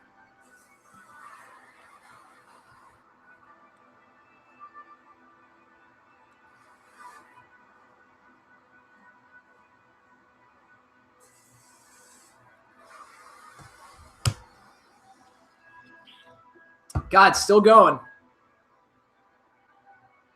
See, this is what I don't get. So Undertaker gets like a 15-minute entrance, a 30-minute match. And why? Like, just, guys. I mean, I get the Undertaker's like your big attraction and everything, but ugh.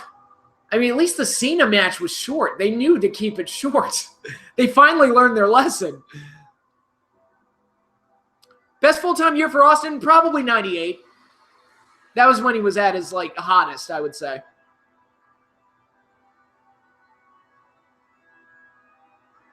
No Taker this year, thankfully. Knock on wood. I'll believe it when I see it. I hope to God he doesn't work this year, but... Because I am so done with Undertaker at this point. I'm like, please no more. If he's really not going to be on the card this year, great. But I wouldn't be surprised if they change that. Imagine if Taker faces Angle. Oh, God.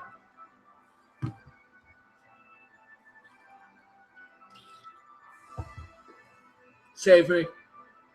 Because I got to tell you, Kurt Angle's not looking too hot these years. I mean, retirement's a good thing for him because Angle's not looking too great these days anyway.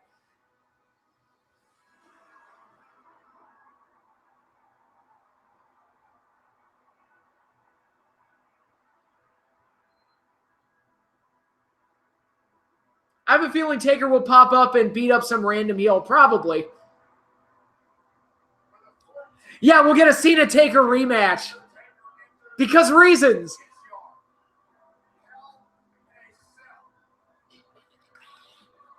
Thoughts on TNA's old King of the Mountain match? On paper, it's a match that should be a train wreck.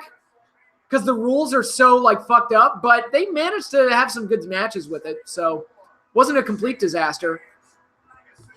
It worked better than I would have expected. But yeah, the rule structure could stand to be a little simplified.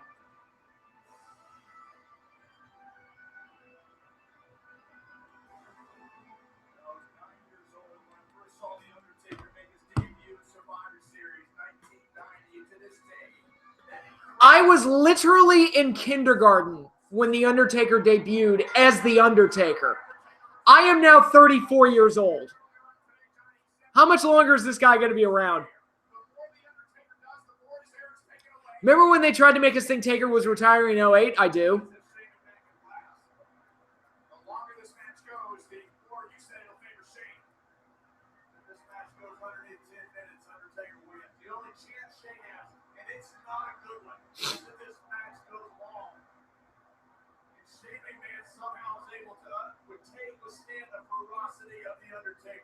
You were 4 years old when Taker debuted. Jeez.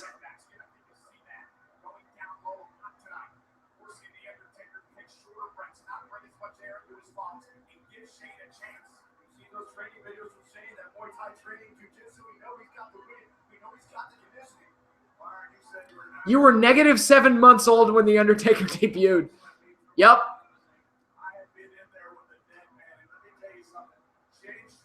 As long as that Saudi money keeps coming in. Oh, God. Oh, that deal. That deal, to quote Lando Calrissian, that deal is getting worse all the time. All right, Taker's got Shane down.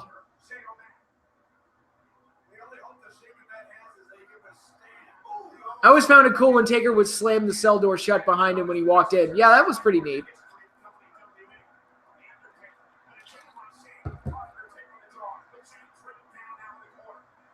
Yeah, you can still see the money up there on top of the cell, which is kind of funny. Funny money. Funny don't draw money. But didn't Lando want a dream space house? No, that was Han Solo who wanted his dream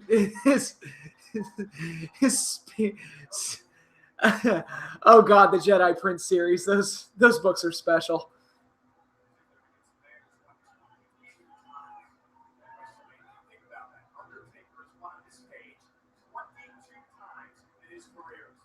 Taker squashes Cena at Mania 35. Cena challenges him to a career match for Saudi Arabia. 40-minute main event in Saudi Arabia. Please kill me.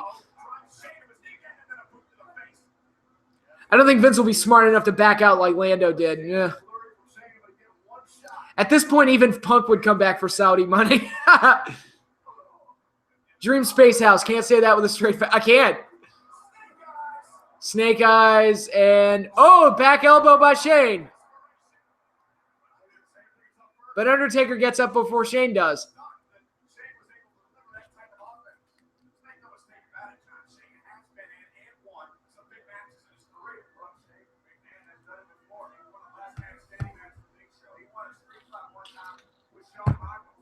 Yeah, with 10 people helping him. He beat Shawn Michaels in a street fight. And he beat Big Show in a last man standing match. Yeah, with 100 people helping him against Big Show and Vince helping him against Shawn. Like, I like how you leave those parts out. What's the next Star Wars review? It's a little different. It's actually not a novel. That's all I'll say. But it'll be out sometime next week. What ridiculous matches would the Saudi Prince demand this year? I don't know. I love that story where it's like, we want Undertaker, Yokozuna, and the Ultimate Warrior. And it's like, okay, couple problems. We can get Taker.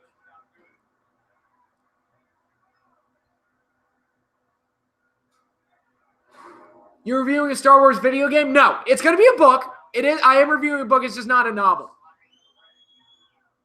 It's actually going to be a couple books. Oh, it was only one? Which was the one? Didn't he have a match where he beat Big Show with like 10 people helping him? Oh, no, that was... Okay, he had Test help him in the last man standing match. And I think it was the year before in 2000 where he had like 100 people helping him. Imagine WWE made a fake Yokozuna and a fake Warrior. Well, they had a fake Yokozuna in the Rumble. Not droids. No, not the droids cartoon. Only Shane would put his kids in the front row to see him get murdered in the cell. God. Running rear leg drop.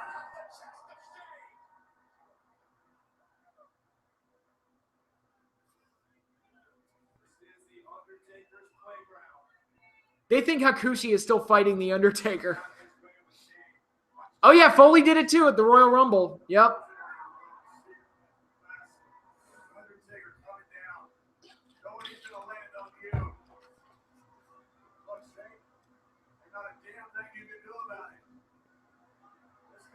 Last ride.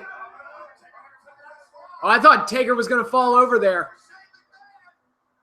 Last ride on Shane. 1, 2. Shane kicked out of the last ride. That is so silly. I love how Shane has become like the toughest man in wrestling. It's like when really like back in the day, his whole bit was that he was a punk ass kid that got his butt kicked all the time. I remember when Shane's a pussy was a regular chant. Did you hear that Brett wishes he could have gone into UFC? Brett might have been able to do okay in UFC if he had gotten in there when he was younger.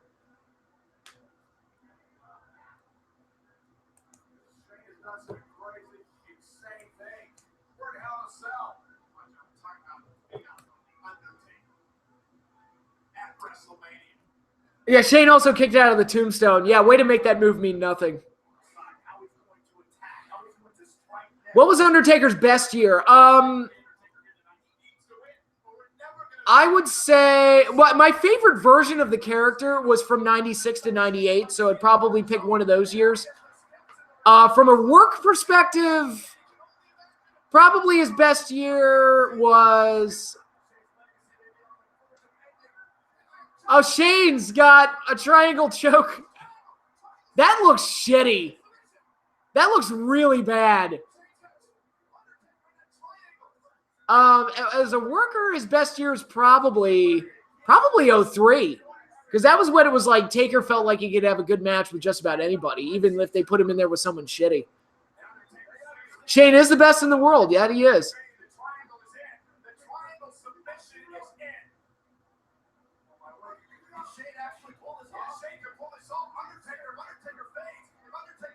Nakamura does a better triangle choke. Yeah, I'm sure he does.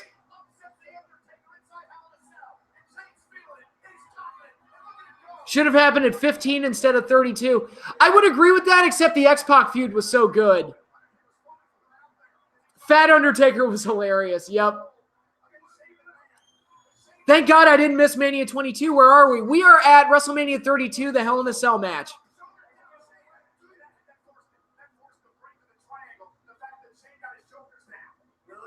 Shitty Brazilian Jiu-Jitsu with shitty Brazilian Jiu-Jitsu. Would have loved to have seen 98 Ken Shamrock versus Matt Riddle. That might have been really good.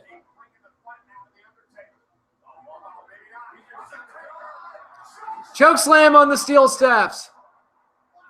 And Taker looks winded. Taker looks like, okay, I'm ready for this match to be over, guys. Shane kicks out of that too. So apparently Shane's stronger than Brock Lesnar, whose kryptonite are steel steps.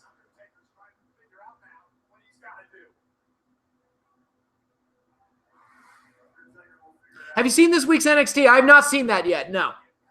That's on the agenda for tomorrow. I am American Badass. Taker looks like he's gonna vomit. He looks like Dr. Evil on that scene in Austin Powers 2. He's like, okay, gonna vomit. After the spinning chair. That's what Taker looked like right there. Elbow drop, misses. Shane rolls out of the way.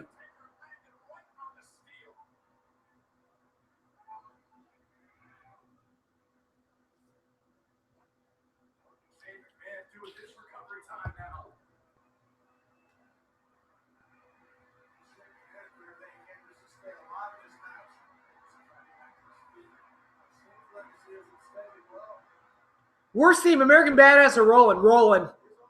Rolling. That song is so stupid. I hate that song.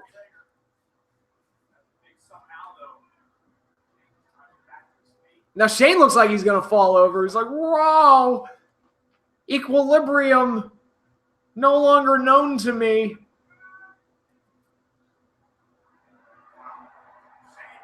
Do you think Taker knows? DDT on the steel steps.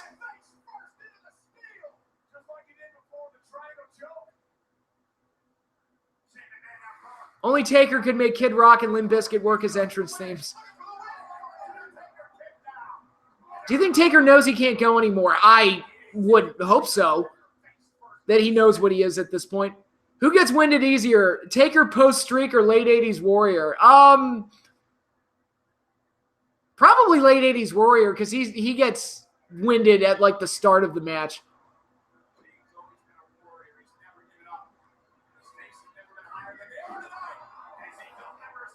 Elbow. 1, 2. Taker sits up.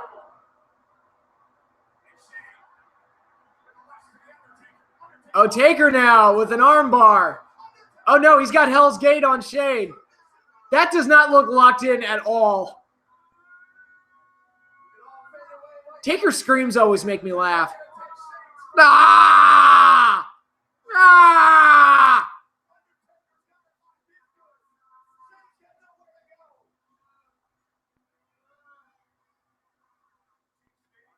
You can play the Warrior Taker body bag match. I would actually like to do that. Taker wrestled a 30-minute match with Triple H. I don't think he does. Taker's excuse is that he's old. That's his excuse.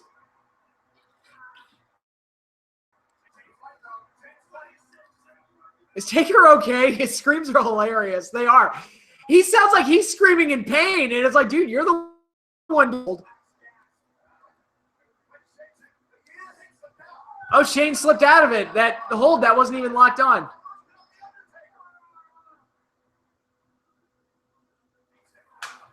Shane's got Indian Deathlock almost. Turn that into a sharpshooter? Like a shitty sharpshooter? He's got it. Now he's got it. Oh, WrestleMania 29? Yeah, the Brock scream at that show? Yeah.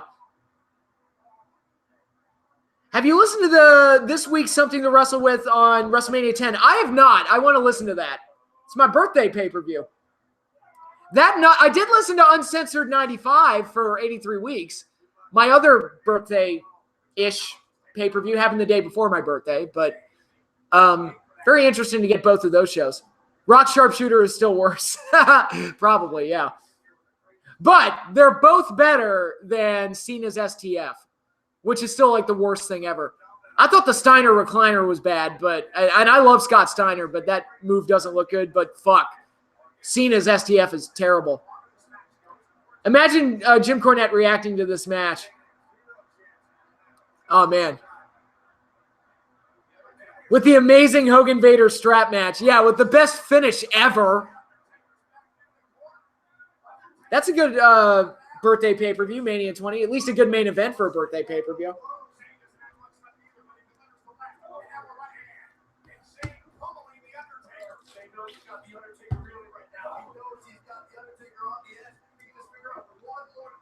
I want to see Jim Cornette watch Double or Nothing. Oh, Jesus, that'd be hilarious. No good motherfuckers. The Young Bucks go out there and do their little bullshit and act all funny. Disrespect the business. Motherfuck. Okay, here is the trash can. He's setting up coast to coast. I think Shane has done the Van Terminator in WWF more than Rob ever did. Who's they? The hell's an aluminum falcon? When your ex performs your moves better than you. Yes, Nikki does have a better STF than John Cena. Totally true.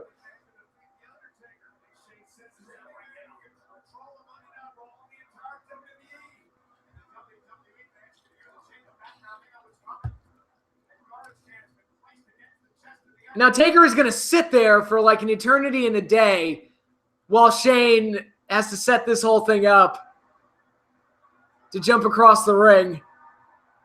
I mean, it's amazing that Shane can still do it at this point.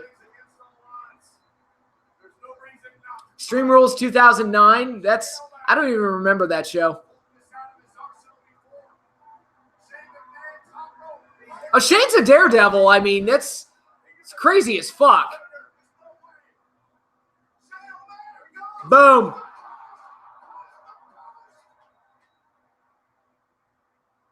I will say this, though. This match is better than the main event, so I'm glad that you picked this one over the main event. Thanks, guys. Cornette's Revival versus the Bucks is pay to see. Yeah, that would be an interesting one.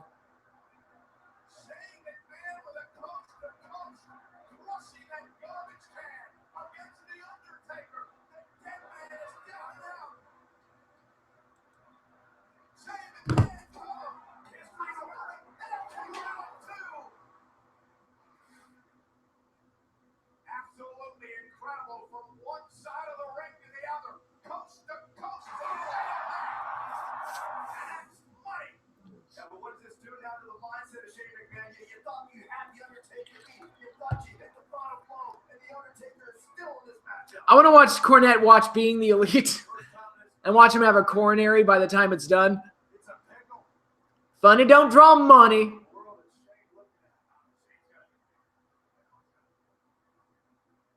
Cornette reacting to Rousey calling wrestling fake. Stupid cunt. Expose the business. Fuck that bitch. Which, again, as I pointed out, Ronda's being told to do all that shit. It's a cheap way to get heat.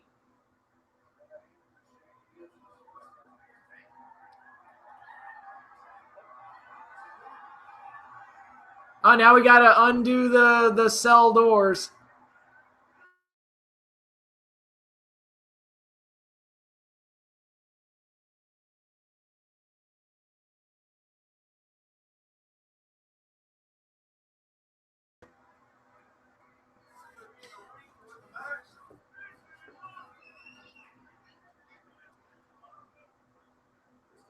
Vince revealed as the higher power in the Nexus debut. Those are interesting little birthday things. Oh, my cutout again. Can you guys see me? Can you hear me? All right, I think I'm back. Glad you like them. What the fuck? Supposed to business. Fuck those guys.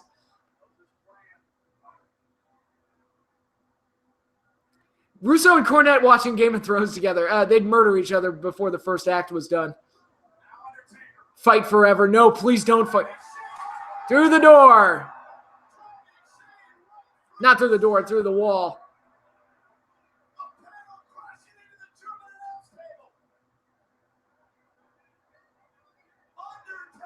You share a birthday with Tennille Dashwood. That's interesting. Fight to the death. Locked in a dark room.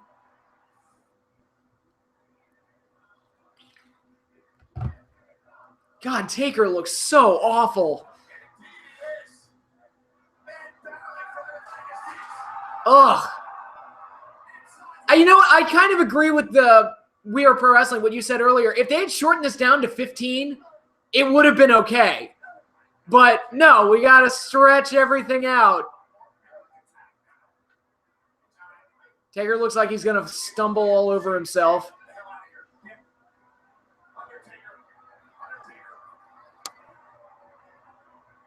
I want Cena and Triple H to fight forever for your reaction. You're a demon, a monster. Fight forever is slowly becoming the new This Is Awesome. Yeah, and I'm not a fan of either one. I know I sound like an old fuddy-duddy when I say that, but it's just, I don't like it.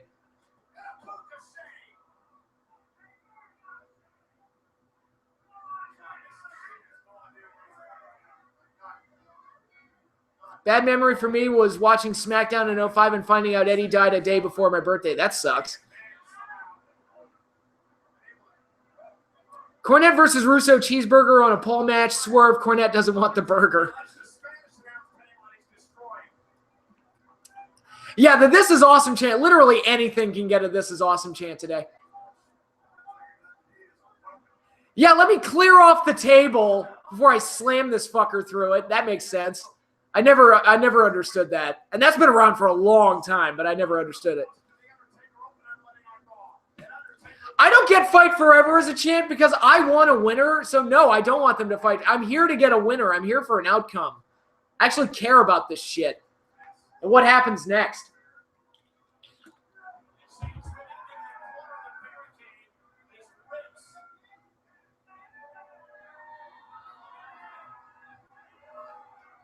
Taker used to be the man that in his neighborhood that scared the piss out of everyone. Now he's just the angry senior who screams at the damn kids on his lawn. Yeah, that's about right. Triple cheese, triple onion, double mayo, motherfucker. Oh, the network just cut out. Uh-oh. Oh, no, I was having so much fun watching this obscenely long match. Come on. WWE Network, what are you doing? What are you doing? Loading, please wait. All right, let's try going back. Resume. There we go. We're back. This Is Awesome chant should have been reserved for bra and panties matches. Oh, God. That's not PC. Start again from the top. Yeah, no, that's not happening.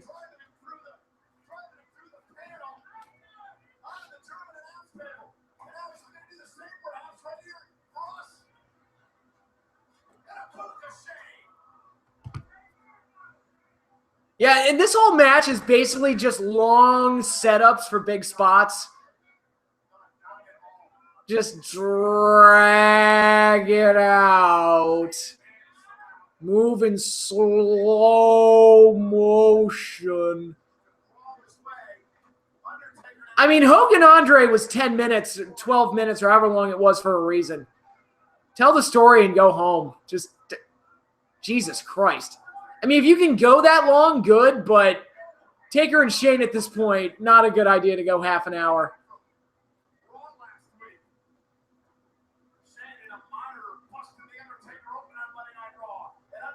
Yes, Zayn and Nakamura was the first time I heard it, too. Yeah, I think my TV got sick of the match, too.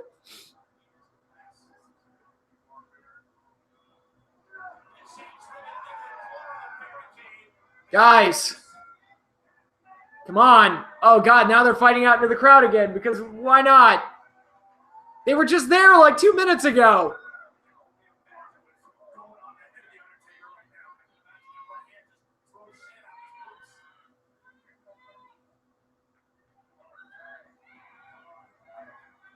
Meltzer probably gave Hogan Andre like a half a star. Yeah, whatever.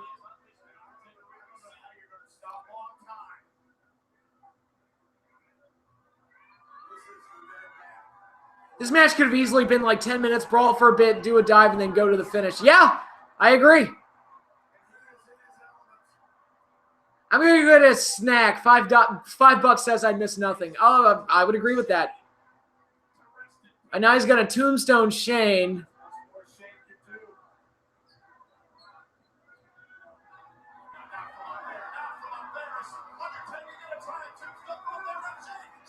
Headlock on Undertaker.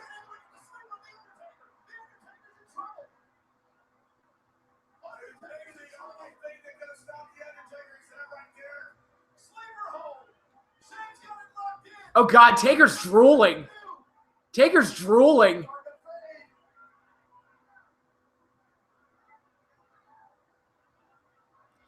Other than the mythical 5th season, what's something in Lucha Underground that you wanted but didn't get? Dove through the table. A real Mil Muertes Pentagon match. We never really got that full-on program. They worked a triple threat in season 2, and they worked a singles match in the Cueto Cup, I think. But they did kind of an injury angle in one of them, and the triple threat was shared with Prince Puma. So I would have liked to have seen like a legitimate one-on-one feud between the two.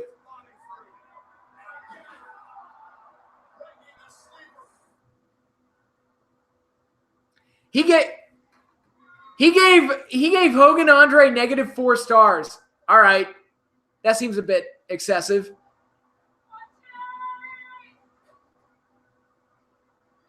Taker, I think you're done for the night, buddy. He was done 10 minutes ago.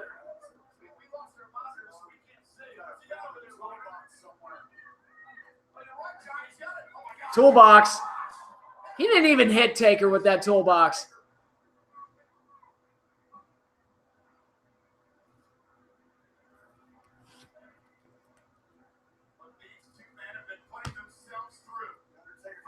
God, I feel like this match started like an hour ago.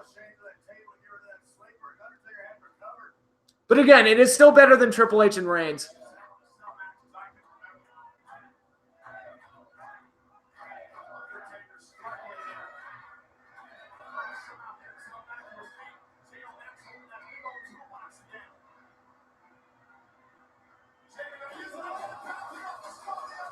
Oh, and they spilled the toolbox everywhere to prove that it was loaded.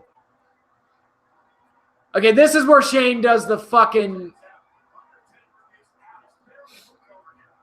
the jump. And I knew this is where I knew Shane was going to jump off the cell.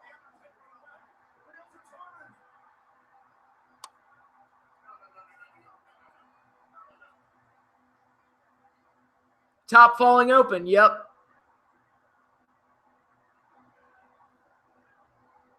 And again, it's just, you know, they felt the need to drag it out for half an hour. Oh, he's got another one. Is that a monitor or a toolbox? Like, oh, it's a toolbox. Or no, that's the monitor. And now we got to spend half an hour setting up this spot.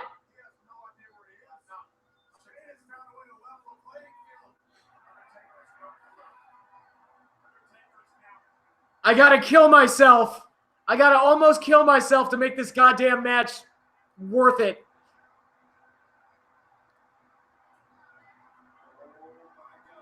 Nah, I'm good.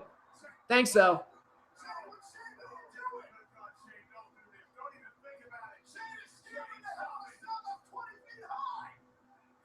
Did I miss Cole reading from the script yet? Nope. That's coming up in about 5 minutes when they finish setting up the spot. For the love of mankind. Shane's dive made this match an F+ instead of an F-. I would go as high as like a D. Like, it made it a D instead of an F.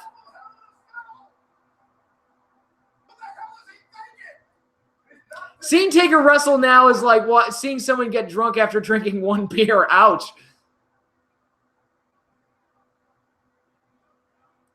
Shane will make you remember this match if it kills him.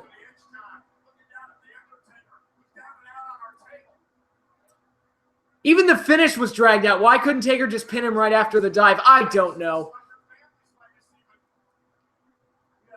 Now, I will say this, like the sheer ballsiness of Shane to do this, like there's not enough money on the planet that would make me want to do that. Because even though the table's padded and you can tell it was padded, there's like padding underneath. I'm like, dude, I could miss that so easily.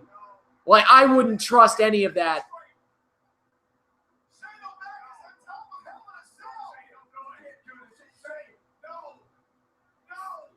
Four hours later.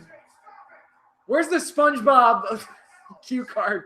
4 hours later. There's the dive. And there's Cole reading from the script. I cannot believe they had to script that. That's amazing to me.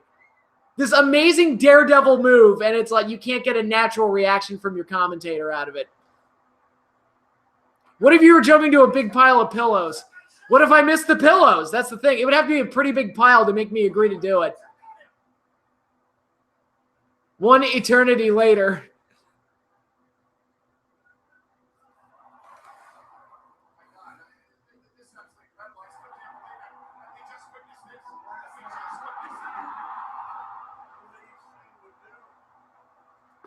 Also, he could get control of Monday Night Raw.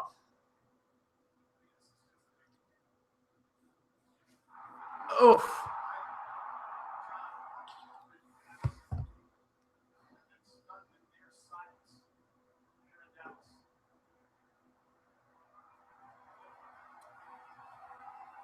Thank God he hit the table. That's all I'll say. Thank God. He is a crazy son of a bitch. And there's Taker, who's selling. I mean, he looks like he just dove off the thing. He looks like he can barely move. Young Stacks, welcome. Lemmy Winters now, huh? Have you watched any of the New Japan Cup? I have not. I've been too busy watching many other things. So much later that the old narrator got tired of waiting and they had to hire a new one.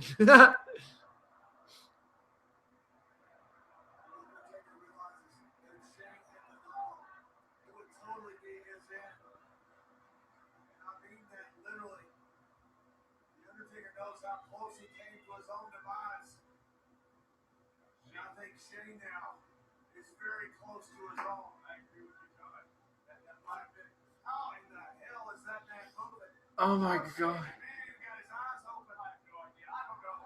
Yeah, that's pretty cool. Shane begging for more. That was pretty cool, but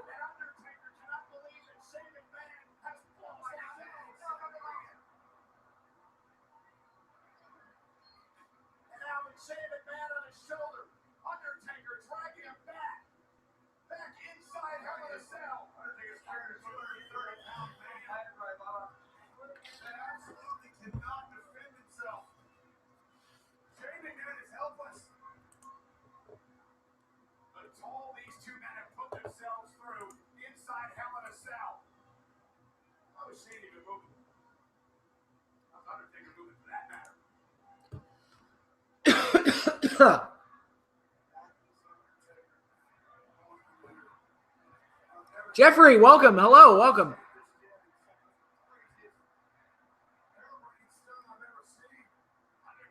What do you think will be the match of the night at Mania 35? I think the women have been positioned to basically have the match of the night. Maybe Seth and Lesnar. That could be, depending on which version of Lesnar we get.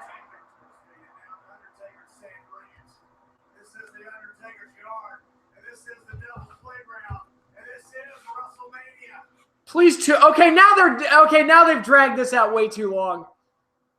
It was cool the first time, guys.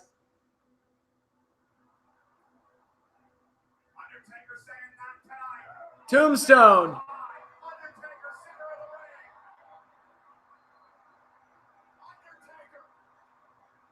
Thank God.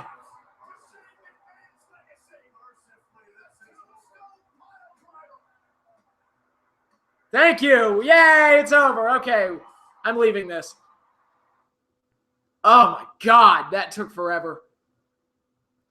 Angle versus Corbin will be match of the night.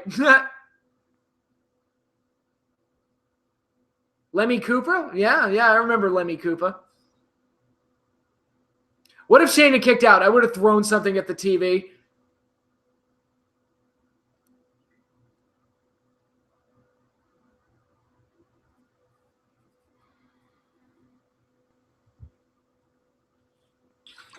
Ah, oh, man. Good golly, Miss Molly. Okay, now we're going to WrestleMania 24. A more enjoyable one. We'll be watching the career-threatening match between Shawn and Ric Flair and the main event between Edge and The Undertaker. A much better Undertaker match. All right, is everyone still there? Did we official length of that match, 30 minutes and 5 seconds, and it actually felt longer. It actually managed to feel longer than that. Can't believe I made it. All right. Angle versus Shane in a rematch from King of the Ring. I don't think they could live up to what they did back in 01. That's the thing. It was career ending since Flair lost. Yes. All right, so we've got two good ones lined up now. This show's main event and the thing that this show's most known for.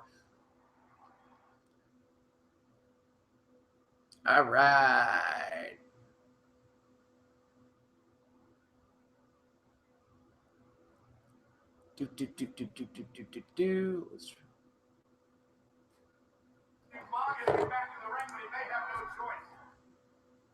Okay, we're almost there.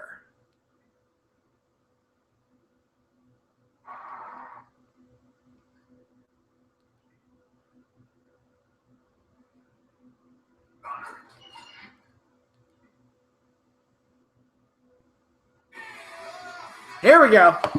All right, the Nature Boy.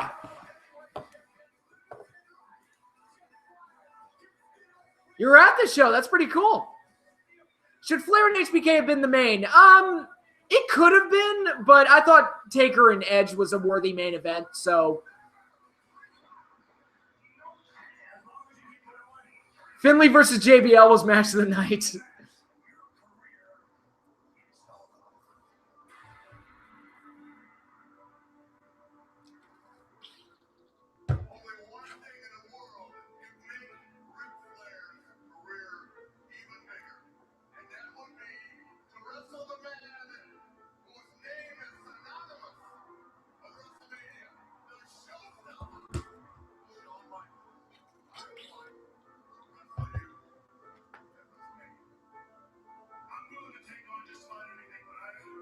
Get ready to sing the HBK theme. DX versus CM Punk and The Rock. How would that have gone? JBL hitting Hornswoggle with a trash can equals 5 stars. I agree. I like JBL Finlay too. I thought it was a good match.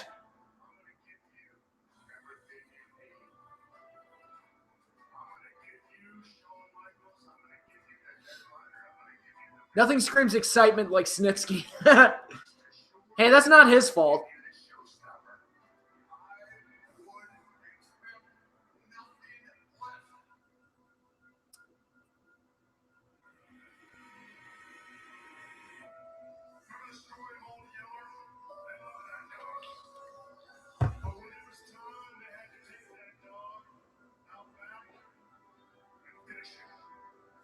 Finish him. That's a very PC way of saying it. They had to put a bullet in the dog.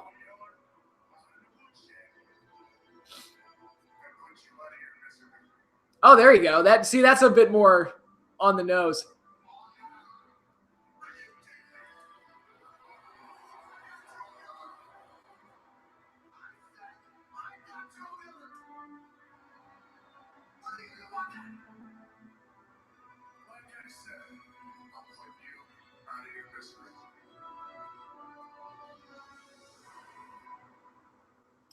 So Ric Flair was 70 this year.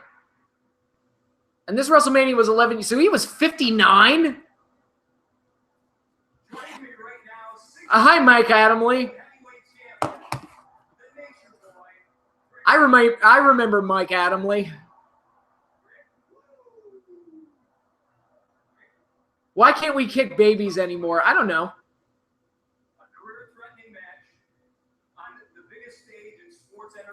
I had a teacher who said that anybody who doesn't cry at the end of Old Yeller is a communist. Jesus. Who do you think should win the NXT title at TakeOver? I would lean towards Adam Cole. Just because his character has more direction at this point. Johnny is kind of, his character arc's been muddled a little bit. Jeff Harvey. Oh my God. The following is a career-threatening match. Now in this match, should Ric Flair lose, he must retire.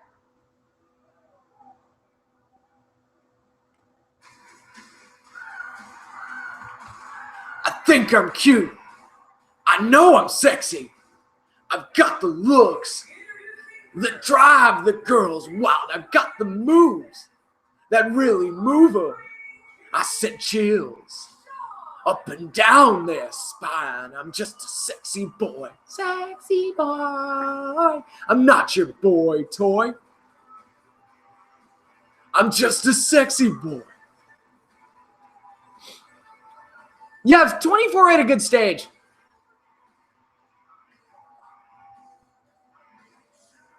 Yeah, Flair had a couple last match. Well, even before going to TNA, he worked a couple matches against Hogan. It's part of that Hulkamania tour in Australia or something.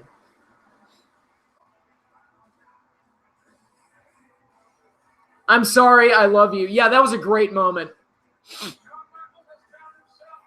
Angle retirement match against Corbin will be a million times better. I'm sure it will be.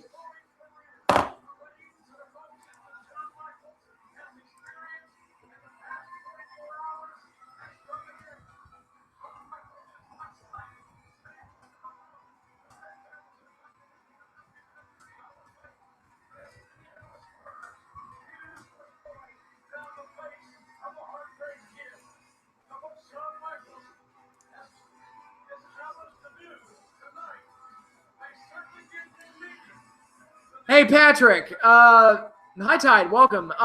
What's your coping mechanism after your team suffers a humiliating loss? I sit in a darkened room and I don't talk to another human being until I've calmed down. Charlotte was in the crowd for this match, if I recall correctly. I believe she was. Sexy Kurt? Yeah. Sexy. Oh, my. Speaking of sexy, look at Lillian. Wow. Looking nice. F-I-N-E, fine.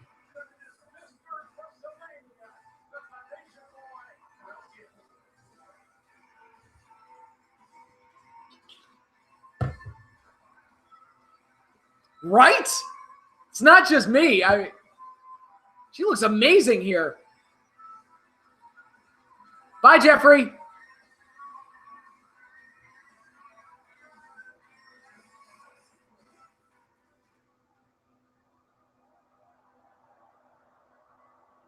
David Flair return at WrestleMania 35 confirmed. Yeah, I wish.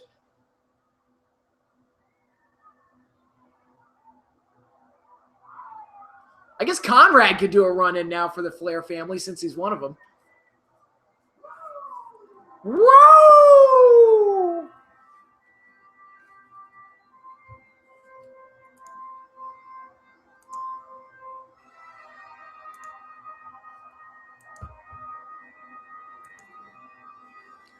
That's a slick robe there. But, you know, if you want to be fair to Flair, you have to admit how truly fair Flair is. For only a man as fair as Flair could rock a robe like that.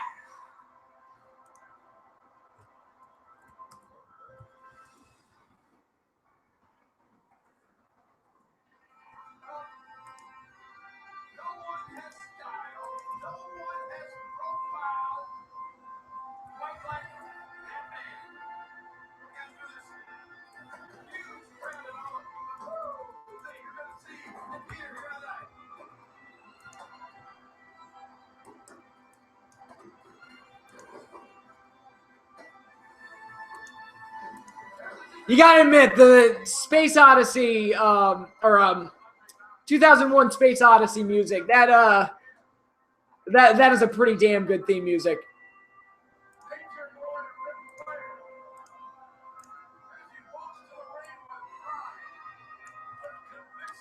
Fair to Flair, hashtag. Can we get a main event Mafia return at WrestleMania? I wish. God. Charlotte's robe at 32 was made of pieces from this robe. That's interesting. I didn't know that. Keep an eye out for Charlotte's original nose. Ouch.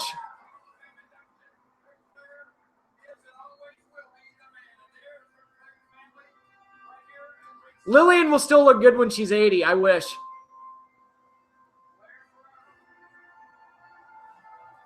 Woo!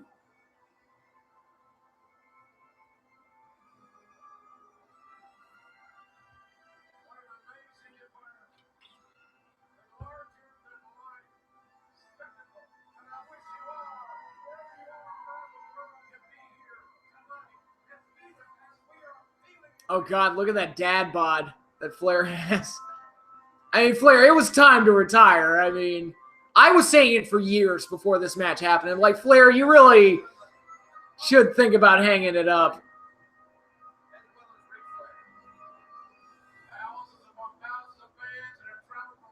How do you think Kofi is going to get into the WWE title match at Mania? Find out on SmackDown next week, because I think that's when it'll probably get confirmed. What's the most pissed you've ever been at the New York Giants? 2 games. The wild card game against San Francisco, where they blew a 28-point lead and botched a field goal at the end to lose the game. And the game against Philly, where they blew a 21-point lead in the fourth quarter, and Deshaun Jackson ran that punt back. Those are the 2 times I was the most infuriated with them. No excuses to lose those games. None. Yeah, Jericho does kind of have a dad bod now. He kind of does.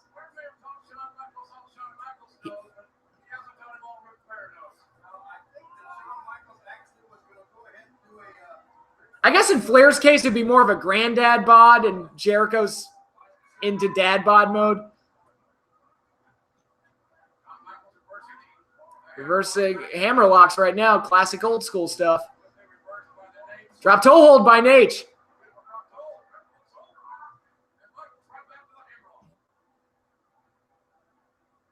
Was it Odell's fault that the Giants lost those games? None of the games I just mentioned, no. Yeah, Odell wasn't a thing yet. No Holds Barred, 1989. Great movie. Cinematic masterpiece. Hip toss by Flair. What went right this match? The emotion and Shawn Michaels being awesome. Did you hear about Odell Beckham Jr. being traded to the Browns? I sure did. I wasn't unhappy about it. Do you remember Flabby Rock? I kind of do, yeah. Was that when he was wearing the tracksuit because he had like pectoral surgery?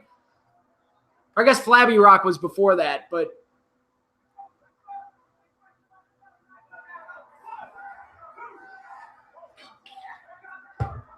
tie up in the corner. Flair's got him. Shove. Ooh, smack by Shawn.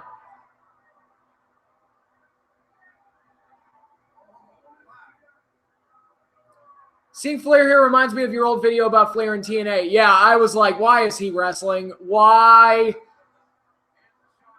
Strike Force Girls in Cars, great theme song. Shawn Michaels is a poor man's Dolph Ziggler. It's like, wow, you're really chopped by Flair. Woo! Woo!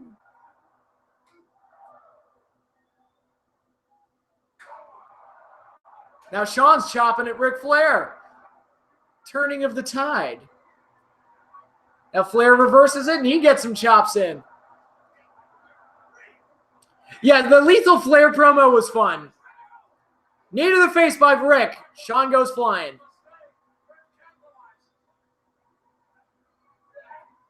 Back elbow by Rick. Oh, God, that was like my second video, I think. Making fun of when WWE and TNA was putting the belts on a bunch of old guys. It's like, what is going on here?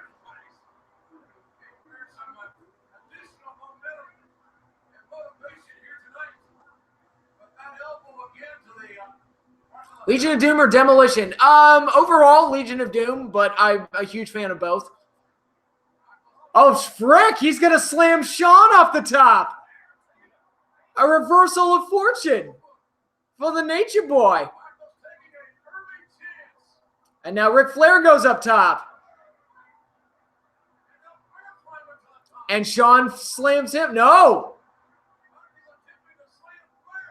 A crossbody by Rick.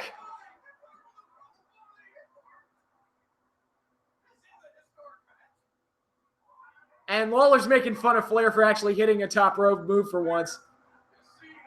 Here you go, figure four. Shawn pushes off and Flair falls outside the ring. Oh, Dixie Carter was hot. I thought she was hot.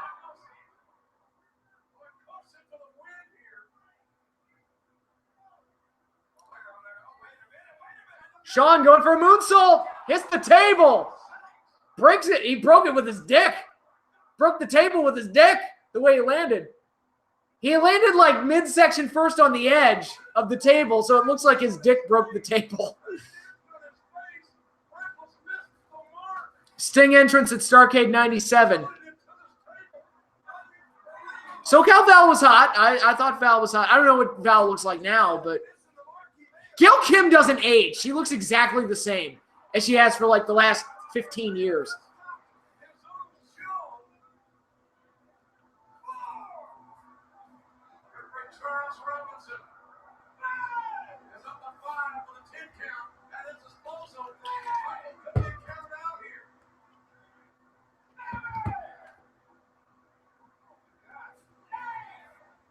Shawn gets in before the count of 10. It was so weird hearing Randy Orton mention Dixie Carter. It was. And Gail is bitter as hell. I saw that tweet she made about Vince. Remember Charles Robinson as Little Nate? I do.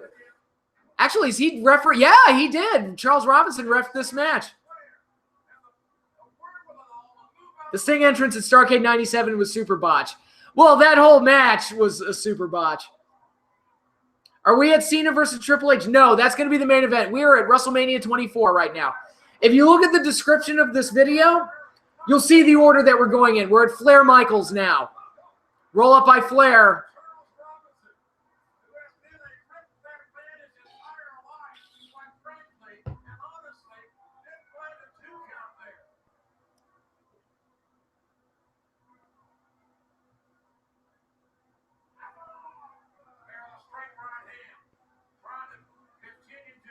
Double underhook suplex by Rick. Look at that. He almost dropped Shawn, but he got it. 1, 2, no.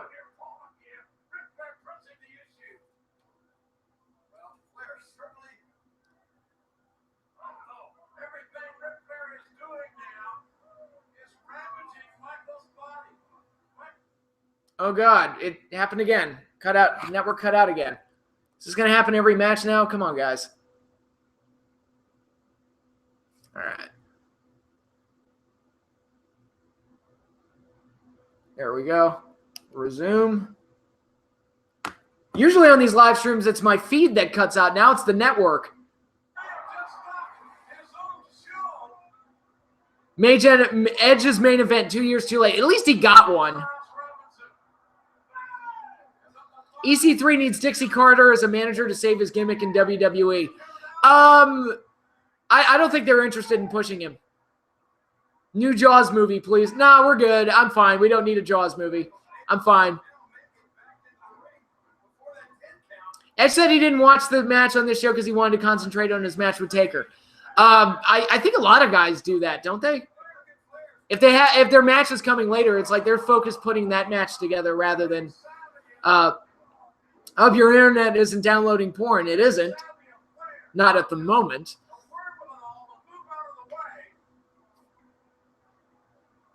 Why'd they even move EC3 up from NXT? I don't even understand it. Like, if you're not going to do anything with him, don't pull him up to the main roster. Back suplex by Rick. 1, 2. And Flair is looking a little gassed at this point. He's looking a little tired.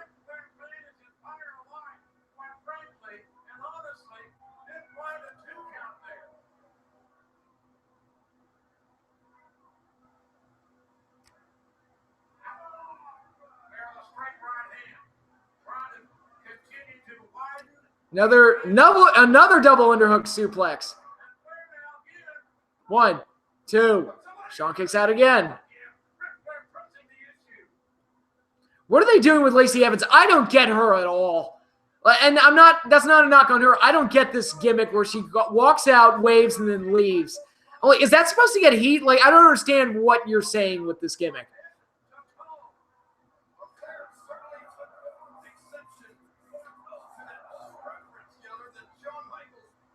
There are rumors that EC3 has backstage heat. Okay, if they want to push... Oh, hanging vertical by Rick. He hit that one.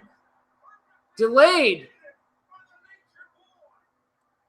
But if he wants to push Lacey Evans as a top 3, okay, could you come up with something better than her just walking out and waving? Because right now, I don't know if I'm supposed to hate her or what, because more than anything, I'm just confused right now.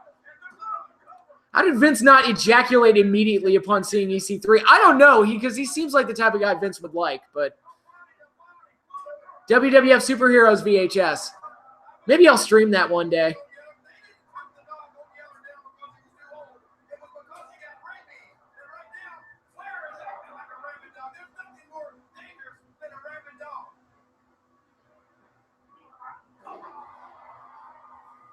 Swinging neckbreaker by Shawn.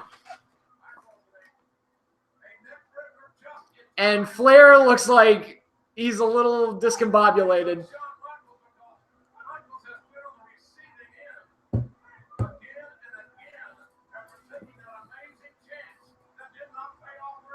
Back body drop. Flair goes fly. Ooh, bad landing.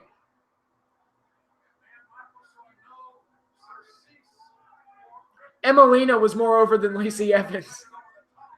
Yeah, that was another weird example where it was like, so you give her this gimmick and she doesn't play it well. Shouldn't you have like figured out if she could play the gimmick before you started filming vignettes? That's just my moonsault by Shawn off the top. Yeah, Flair almost didn't catch him. That was like, if Flair caught him, he barely did. Do you think EC3's run in NXT was too short? Yeah, they could have gotten more out of him, I think. Thoughts on the Baron Corbin retirement angle? It's a weak sauce match for Kurt. Favorite Star Wars movie? Empire Strikes Back.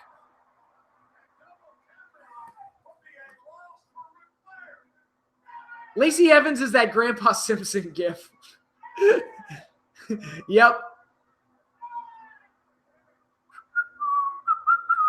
Put the hat down. Sees Bart, picks the hat up, and walks right out.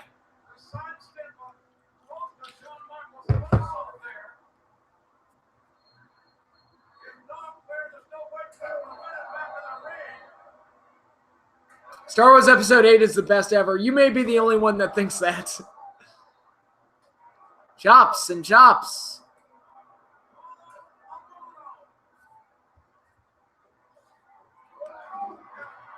Flying forearm by Shawn.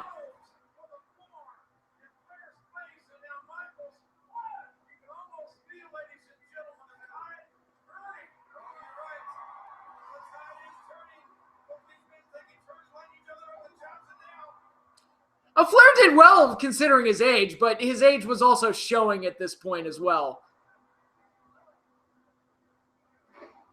Almost like a reverse face flop there. Flair's getting slammed and knocked all over the place. Which was worse, Phantom Menace or Last Jedi? Given my choices, I'd say Phantom Menace, personally. But take a shot with every chop. In a Ric Flair match, you'd be dead.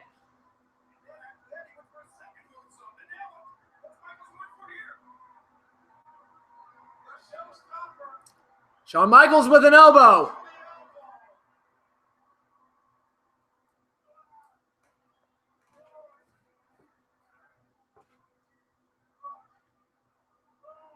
Put a new guy over? No.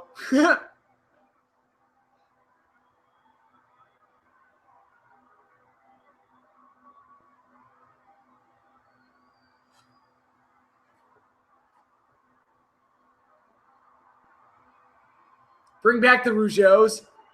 They're all American boys, you know.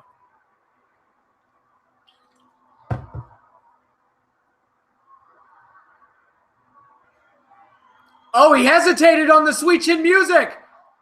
But Flair takes the opportunity. Figure 4.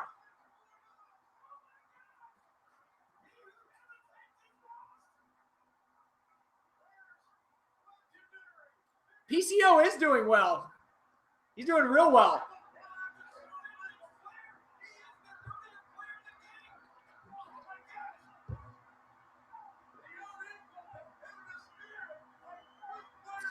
Didn't Rick cut a promo on Raw saying he'd die in the ring? Yes, he did. Glad that didn't happen. Have you watched the Birth of a Monster Star Wars fan film? I have not. Michaels reverses the figure 4. We saw that with Charlotte earlier. Oh, God, look at Rick. Oh.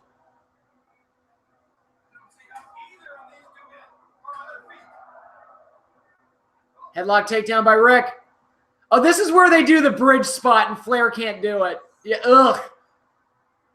Yeah, this is, and he can't. No. Yeah, that didn't go well.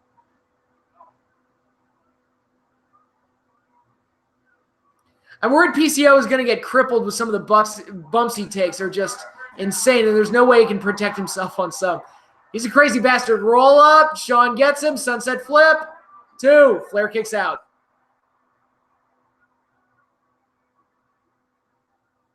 What bridge spot? They were doing that like back bridge spot where Shawn and Flair were going to like bridge up.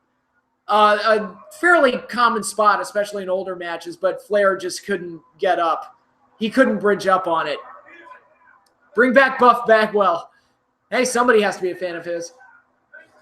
Flip over, Shawn into the corner. And clipping the knee.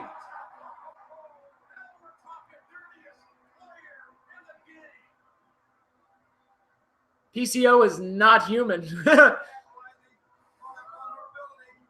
like I'm wearing nothing at all.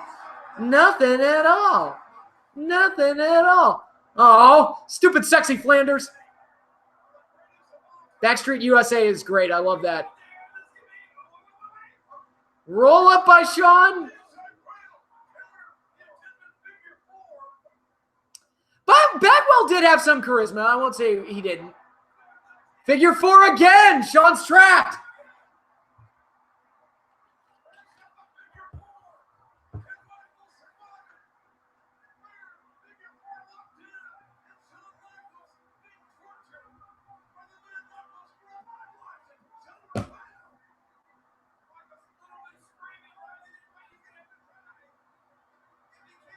Am I the only one who thinks that PCO doesn't seem at all like somebody Marty Scurll would hang out with? I don't know. I think it kind of works. Buff had the stuff. Yeah, had. Bring back Raven's Flock. What, like the original members? They're rolling through. Shawn is still in there.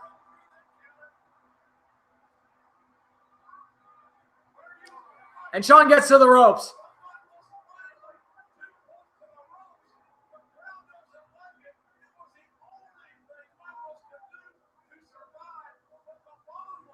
Best pay-per-views of WCW 1997. Great American Bash was pretty good. Halloween Havoc was great, except for the main event. You take out the main event, then that show would be awesome. But Uncensored 97 was really good. The main event of that show is a little weak, but Sting's return and Attack of the NWO makes it worth it. Oh, sweet shit music out of nowhere. What was the last match Flair actually won with the figure 4? I couldn't even. Probably his matches with Carlito.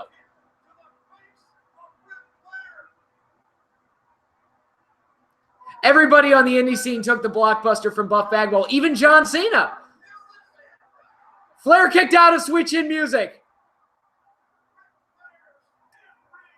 Super Brawl from 97. I'm trying to remember. Which one was that? What was on that card? I don't remember.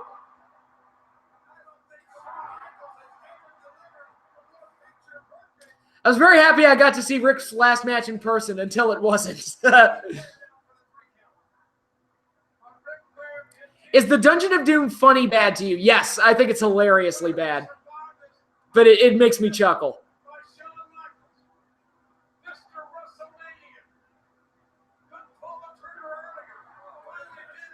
Ric Flair's last opponent should have been his greatest rival ever. Vacant.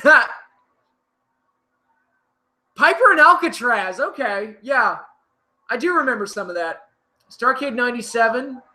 Not the best show of 1997. Thoughts on Prince Iakea? There was some raw potential there, but it just didn't. I don't know. He didn't get over the way I think they thought they wanted him to.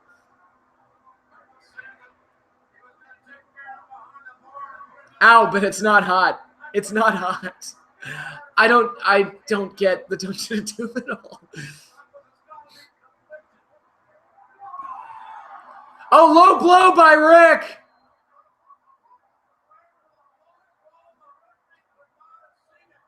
Foley showed up in an I Heart Dungeon of Doom shirt. That's hilarious. Spring Stampede 97. Kick out by Shawn. Thoughts on Juventud Guerrera? Great athlete, bit of a spot monkey, but he had some fun matches. Come on, Rick.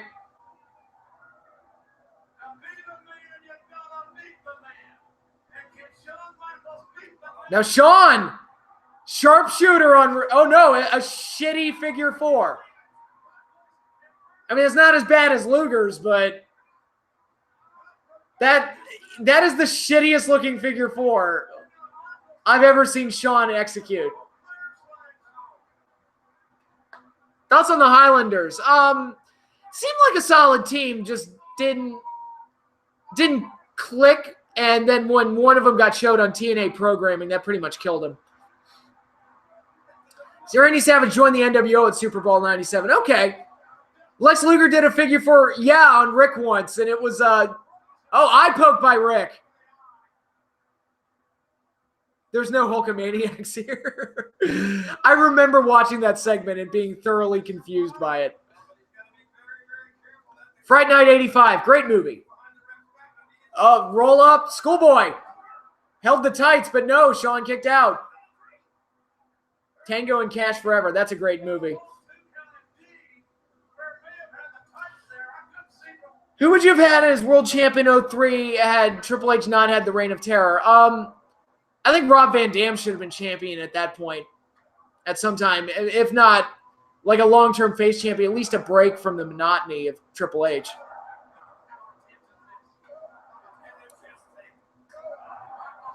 Oh, super kick! Here we go. Here's the finish.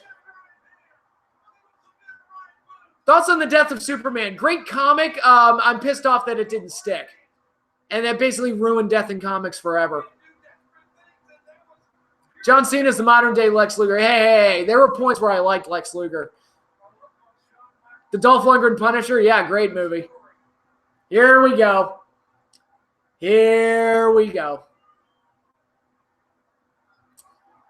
Look at the look on Shawn's face. That's just perfect. I would have taken Booker T as champ at that point. Oh, poor Shawn. I'm sorry. I love you. Wham!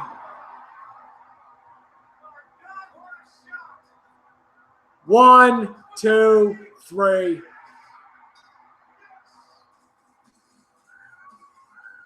And Shawn is heartbroken that he had to end Ric Flair's career.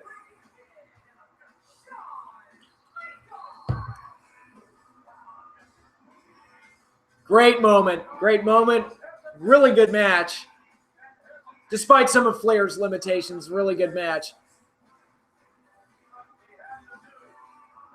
Could you imagine what the ECW crowd would have done if Cena beat RVD? Oh, they would have rioted like they said they were going to. Best Conquistador match. The one where they beat the Hardys for the tag titles.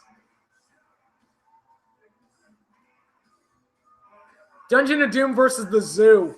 Oh, God. Oh, my great idea.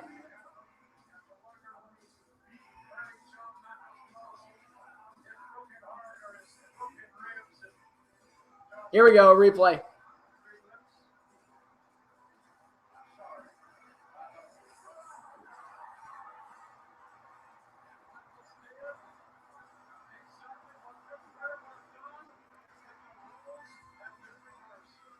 If I was Shawn, I would have turned down the match. I couldn't have done what he did. I would have done it, like, absolutely. Giving Ric Flair a proper send-off. I think Shawn is the only person who could have gotten a good match out of Flair at that point. It certainly felt that way.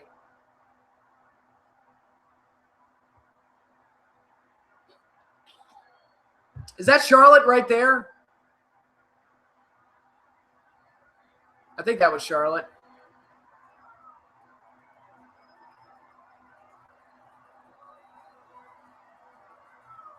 There's Reed. Ugh, that's uncomfortable. You should do a live reaction to the Doomsday Cage match. Oh, let's not.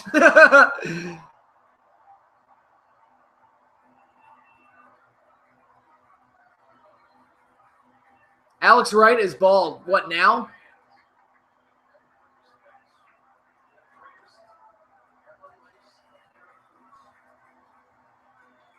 There's David.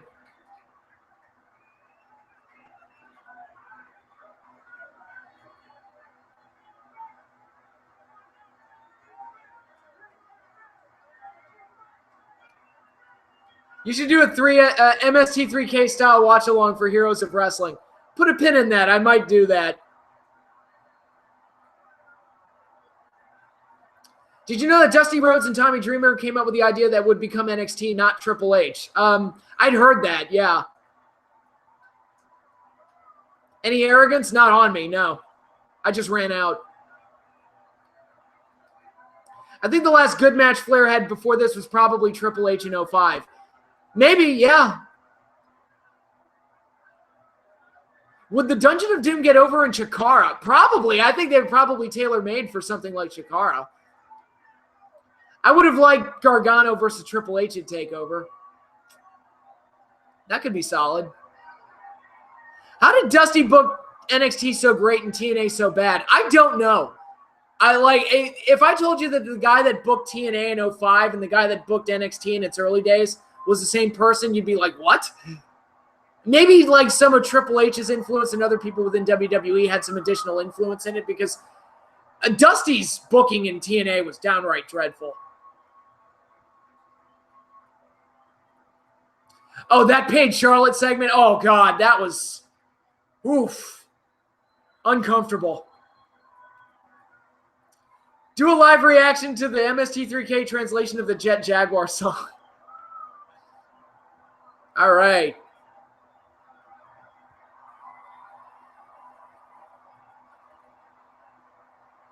One final goodbye for the Nature Boy.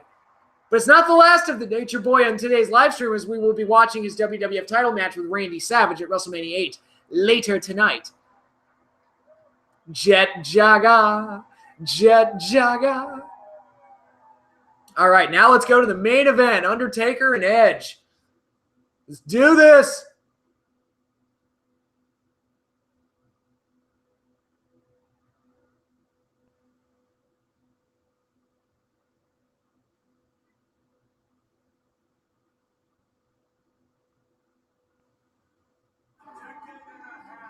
Okay, we are there. Let's cut that down at least a little bit.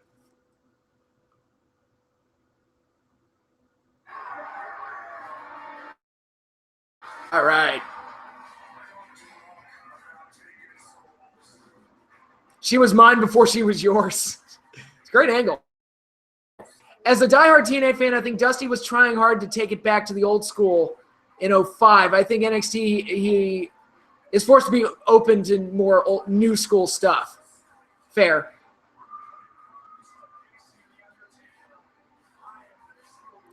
It was the 80s. Do a lot of coke and vote for Ronald Reagan. I like the build up to this match. I did too. I thought the only problem I had was I wish they had kept Edge undefeated at WrestleMania. which they squandered by having him lose the Money in the Bank the year before. Other than that, because they could have sold this as undefeated versus undefeated.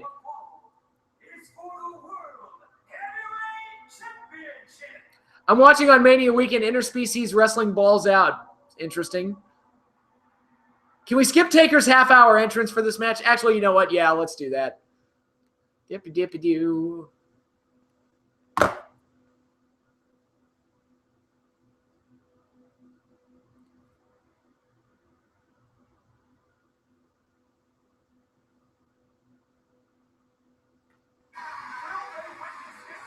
All right, there he is, the champ. The guy that should have main evented 2 years earlier.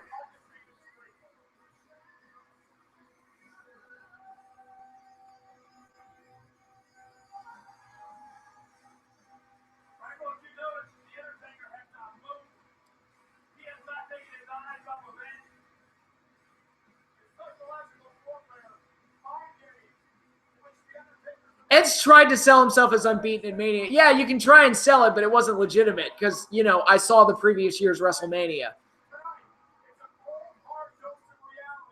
Four-way Lego death match.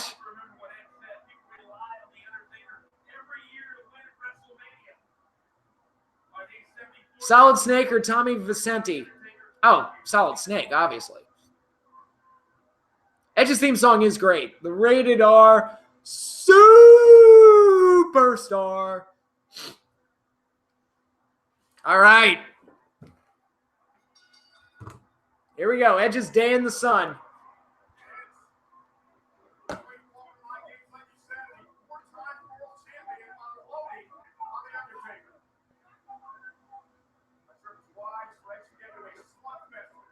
Becky and Edge, it was an interesting couple, to say the least. Oh, clothesline. Out goes Edge.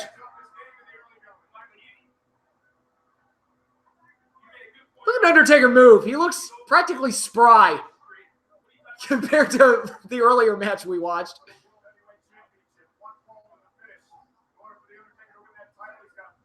Oh, drapes Edge over the top. Bring back CM Punk. Yeah. I got my doubts that'll happen.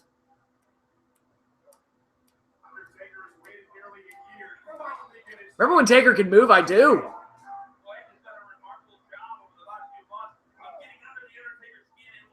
Then they added Big Show and a love triangle because we needed that. That needed to happen. If I was a wrestler, what would be my gimmick?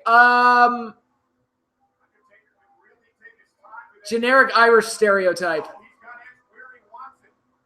The leprechaun, Patrick. The manic leprechaun. The manic leprechaun. That's my gimmick. But you're tall. Shut up. It's fake. Flying clothesline by Taker. Now, this was a match I always liked. I always thought this was a good match. I didn't think it was a great one. We'll see if this rewatch kind of changes my opinion of it.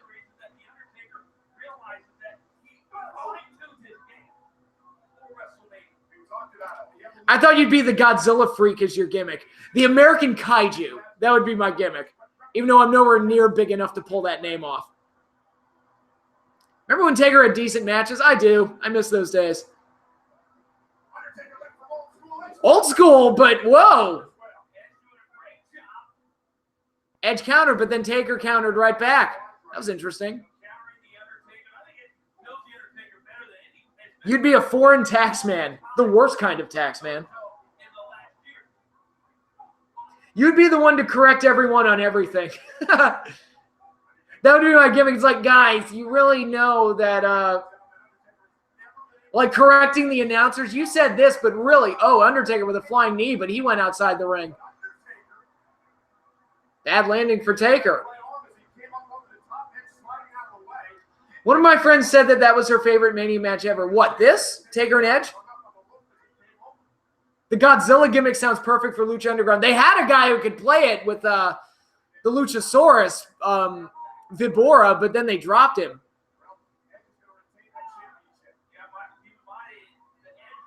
Sell timeshares to get heat. Oh, fuck. Yeah. Primo and Epico. Fuck those guys. Oh, shoulder ram by Edge, knocking Taker off the apron. American Kaiju's taking she's working for AEW. Who is that?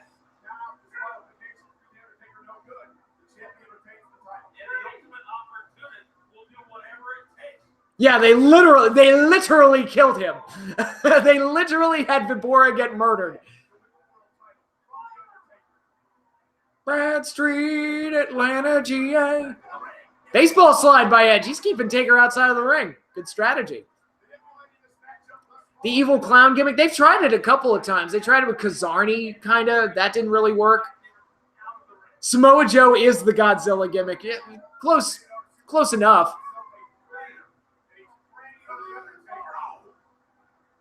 Edge is in control of this one.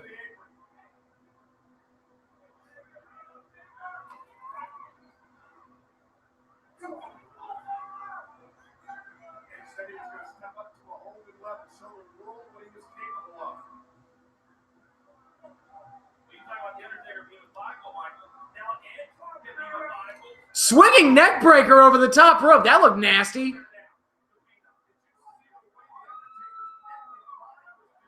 Do you blame Undertaker's entrances or Triple H's matches for making your streams longer than they should be?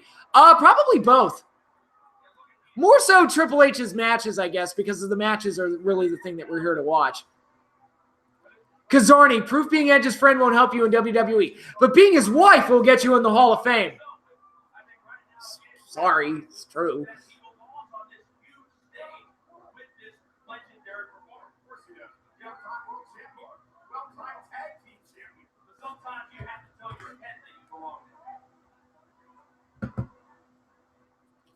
Who do WrestleMania entrances better, Triple H or Undertaker? Overall, Undertaker.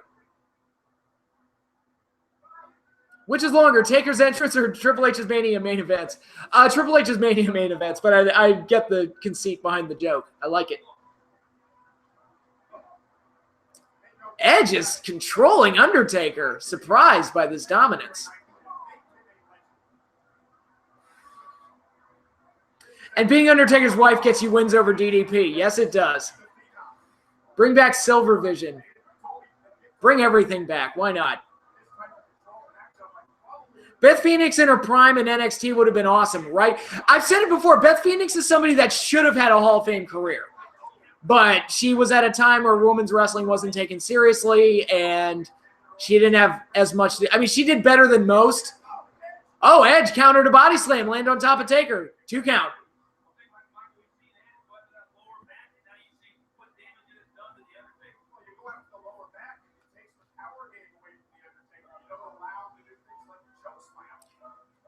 Now, actually, funny thing about this match, Edge actually kicked out of the Tombstone a year before Shawn did, but there's a caveat to where he kicked out because the referee was knocked down, and the other referee took about 2.5 minutes to get down the entrance ramp to start the 2 count. So, yeah, he kicked out, but it was after a long wait period. Edge shoves it. Ooh! Taker shoved Edge off the top, and he went, crashed and burned outside the ring. There was a guy sitting near me that was very convinced Edge was going to win this match. I was not, but at this point, I was just happy Edge was getting the main event spot. Best should have been the spiritual successor to China. I agree. Edge with the dive, or Undertaker with the dive. Hit that perfectly.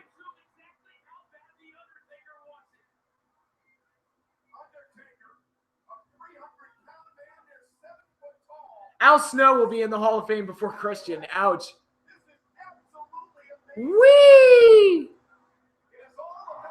Yeah, no Sim Snuka to fuck that one up. Hit that perfectly. No, we all knew. I can't believe this WrestleMania was 11 years ago. You know, it's funny because it was like, oh, that's nice. Undertaker gets a main event before he retires, and Edge retired before he did.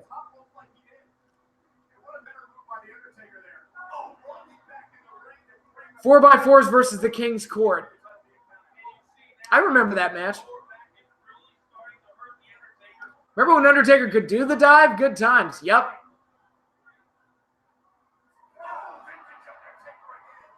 If you could rank the Hall of Fame headliners, who would be the best and worst ones? Oh, I'd have to look at all the classes to get a determination on that. Dream Team versus Enforcers. Are you watching Survivor Series 89 right now? HBK was in WWE longer than Taker and retired first. Yep.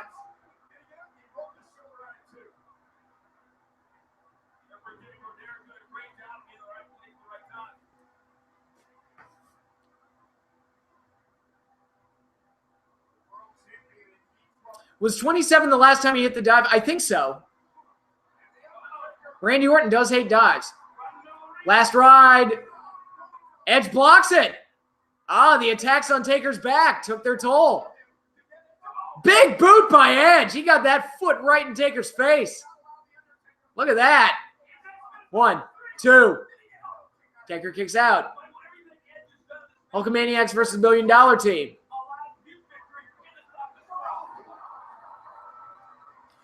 Edge said he wanted to take the tombstone on top of the cell.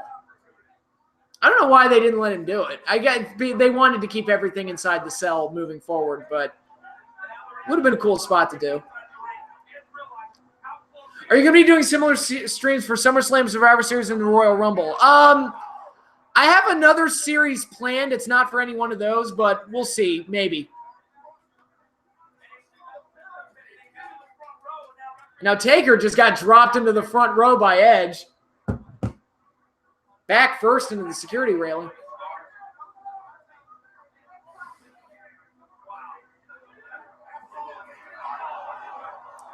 And who's that cutie that Undertaker almost landed on top of? Is that Tori Wilson? I think that's Tori Wilson. Taker almost fell right in her lap.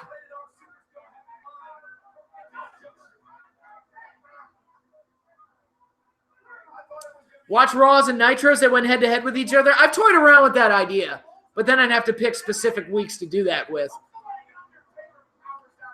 Oh, yeah, Smoky Mountain, absolutely. Totally worth it. Uh-huh.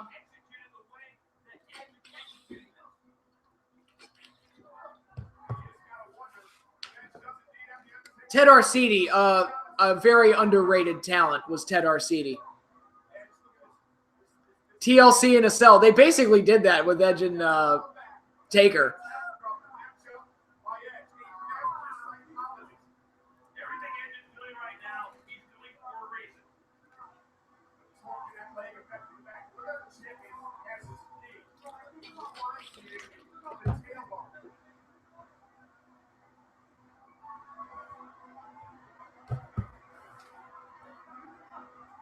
What about Ted Arcidi? No, I was being facetious. Average. Yeah, average is not the word I would use to describe Ted Arcidi. Freakishly big, and that's about it. He was about on par with Kazmaier. What was that dude's name in WCW? Kazmaier. About on par with him.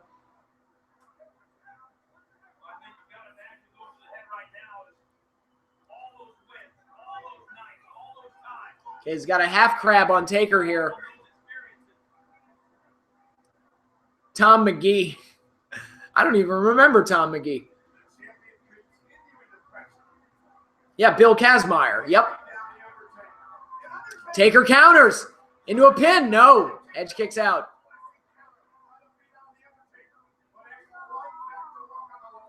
Edge is back on that half crab. Now it's kind of like a Texas, or not Texas, but kind of an Indian death lock, but not really. Little leg lock action going there. Class of 1999. That was my 8th grade graduating class.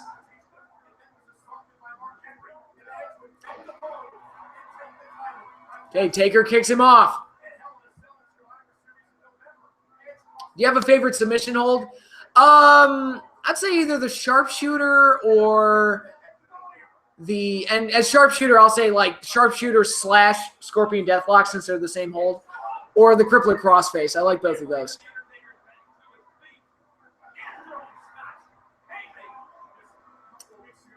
McGee. Okay, that's an interesting history lesson. Yeah, I never knew any of that.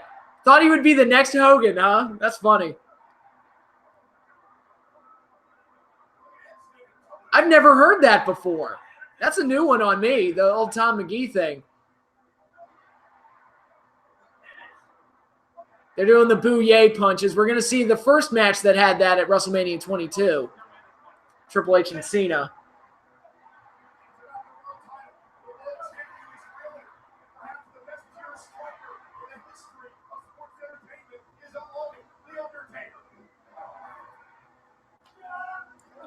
Nah!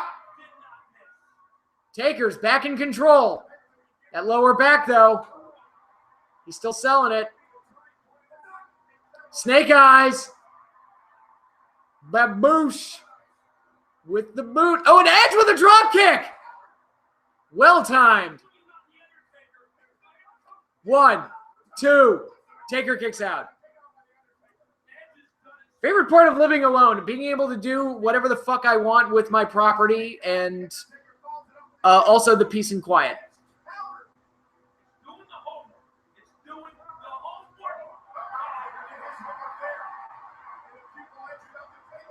Oh, choke slam. No, Edge breaks out of it. Ducks the clothesline. Taker's got him by the throat again. Choke slam, but Edge counters it into the elevated DDT.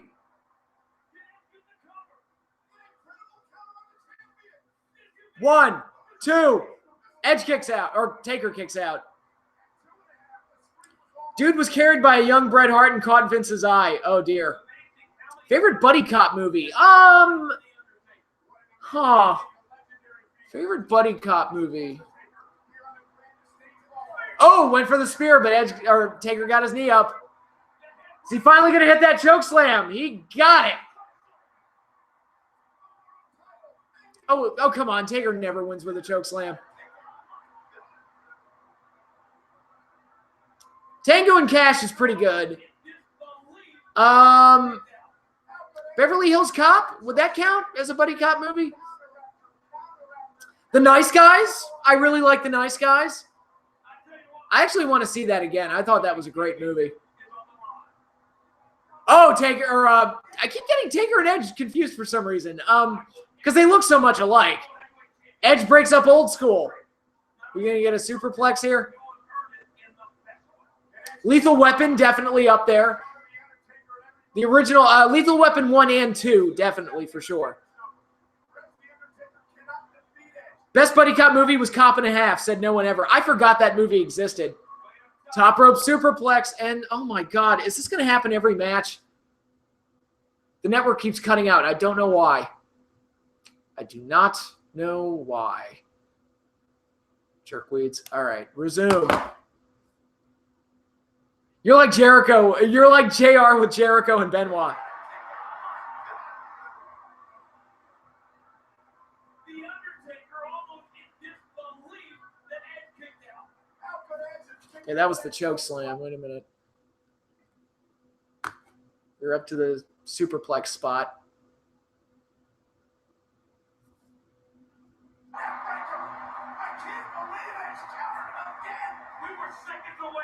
Edge seems to have Undertaker figured out. 1, 2. Taker kicks out again. Favorite 80s movie? Great counter to The Last Ride, yeah.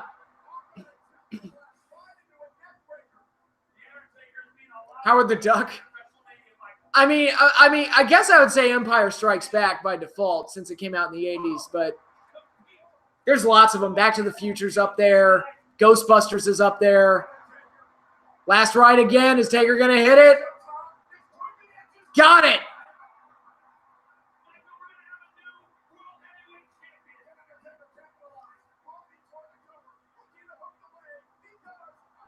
Did you like Michael Cole before he tried to be a heel announcer? No. Over the Top. Is there a movie that's more 80s than Over the Top? Maybe Commando. One thing about the story here I wish they wouldn't have done, I like that Edge is coming up with all these counters for Undertaker, but then Undertaker just turns around and hits the move that was countered immediately afterwards. I'm like, I wish he just didn't hit the choke slam and he just didn't hit the Last Ride. Just make those counters mean something where Edge is basically taking things out of Taker's arsenal. Tombstone time. Nope. Edge-o-matic, he countered the Tombstone.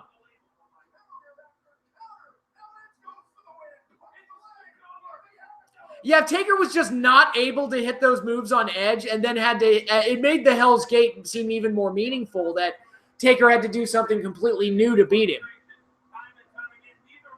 Oh, Colt Cabana loves Over the Top. I mean, it's a great movie. Bill and Ted 3 coming out next year. Okay, we'll see how that goes.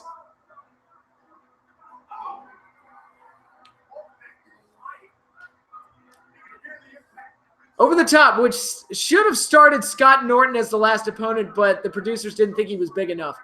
I think the last opponent that they went with was good enough. But how will the fans get their photos? Hey, I'm all about telling the story. I don't really care if they get the best. There's Old School. See, now, at least he had to wait a while before he hit Old School, but big boot, but Edge ducked and the referee got clobbered. Edge, inverted DDT. Evil Dead trilogy. Those are great. I love the Evil Dead movies. By the way, speaking of Colt Cabana, his match with Yano and the New Japan Cup was amazing. I'll have to check that out. I got to get caught up on that tournament. I haven't watched any of it.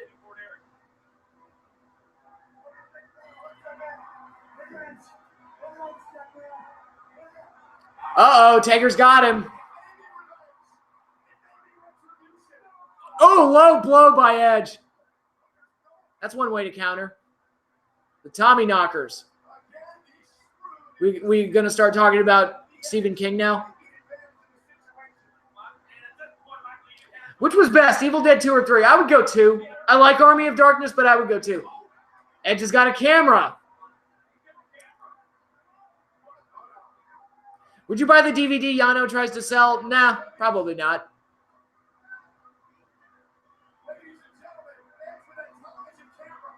Will Ospreay was amazing in the tournament. Okay.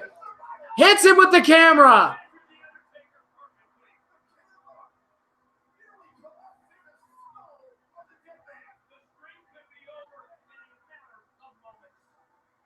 I mean, I believe you. Will Ospreay is amazing.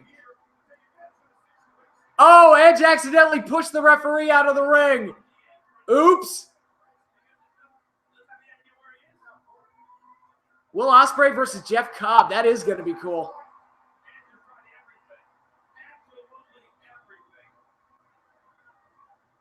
Edge is signaling for the tombstone.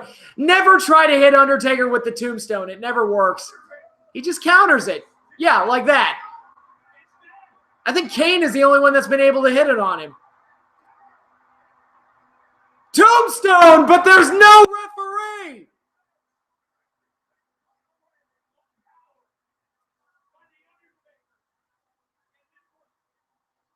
One, two, and here's the Charles Robinson. God damn, that rampway is long. Took him forever to get down there. 1, 2, Edge kicked out. Triple H hit the tombstone at 27. You're right, he did. I should have known that. It's an interesting gimmick hitting people with cameras, but hey, it's also unique. They also might be doing Naito versus Ibushi at the Garden. Oh, here come the Edge heads. Kurt Hawkins and Zack Ryder. So weird to see them both with long hair.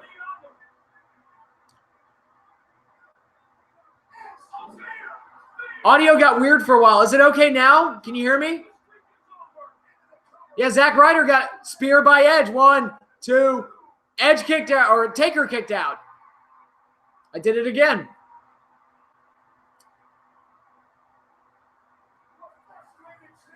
The Major Brothers, yep.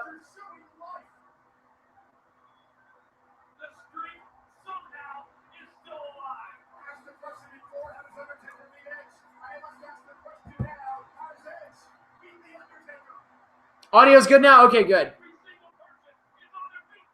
Spear by Edge, but Taker counters it into Hell's Gate.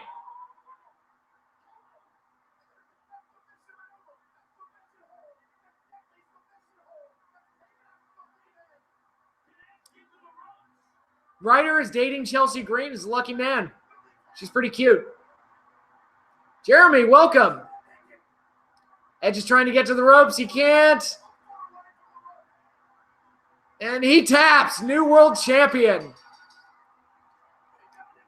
All right, that was a good match. Again, I still don't consider it like a classic necessarily, not like one of my favorites, but it was a pretty damn good match. Definitely a worthy main event to WrestleMania 24. Kurt Hawkins, yeah, I could probably count on one hand the number of matches he's won since then. Alrighty, guys, we are going to take a little bit of a break. I'm going to go make myself dinner. I'm going to go to the bathroom, not in that order. Bathroom, dinner next. I'm going to make myself something to drink. So give me about 10 minutes or so, and I'll be right back. Don't go away. We'll be back with more.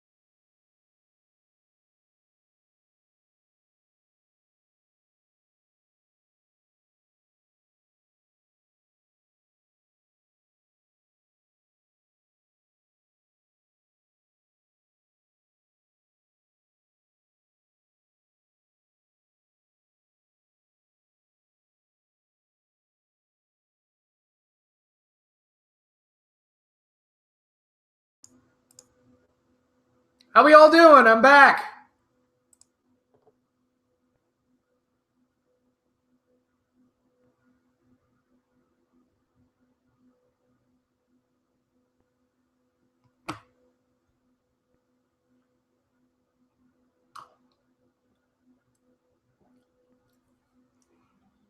Alrighty, so next up we've got WrestleMania 8, the first WrestleMania I ever watched live on pay-per-view.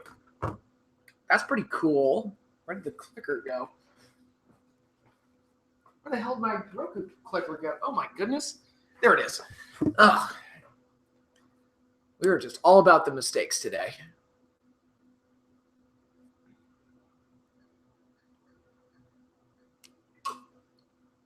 Yeah, so we're going all the way back to 1992.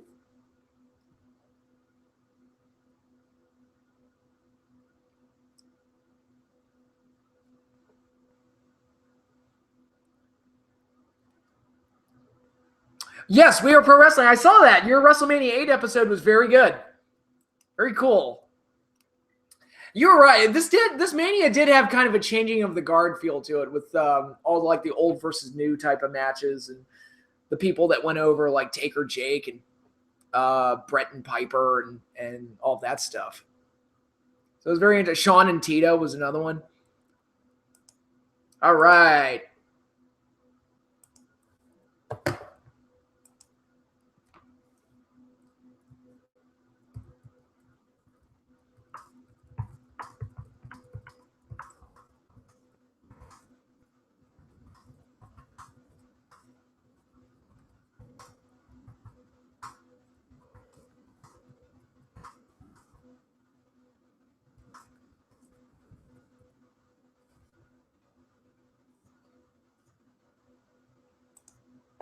Two Hall of Fame caliber matches, Flair versus Savage and Brett versus Piper. All right, let's read the description.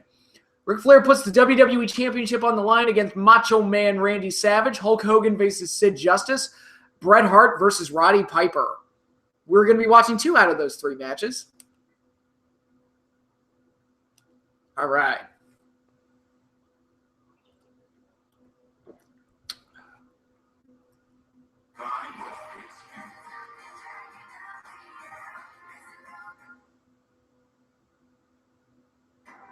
If WWF didn't spam the Hogan Flair matches at house shows, I think this could have been a good main.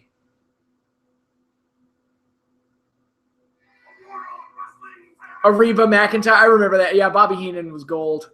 God, I miss Heenan. He was still joking about it weeks after the show, too, which made it even funnier. He turned it into a running gag. All right.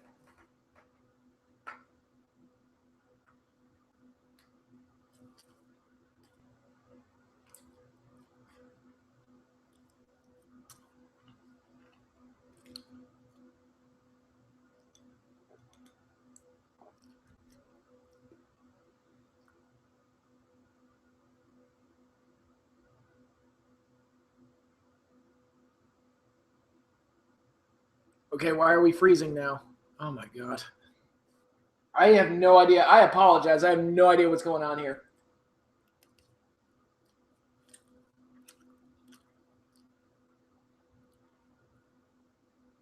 Let's try this again.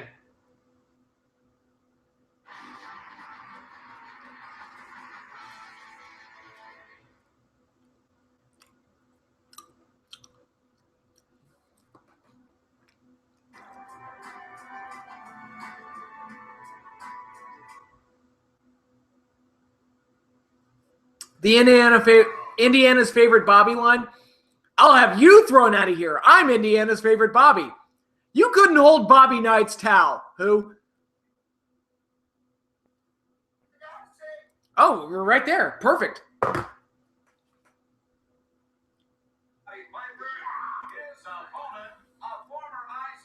What the hell? Use the bell.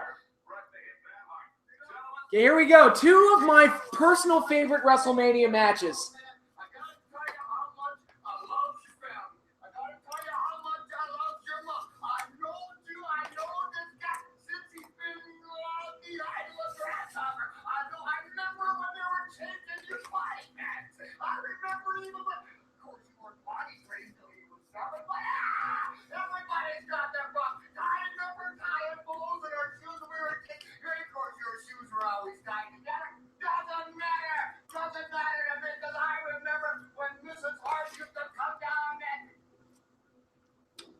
Why? Oh my God. There we go. Okay.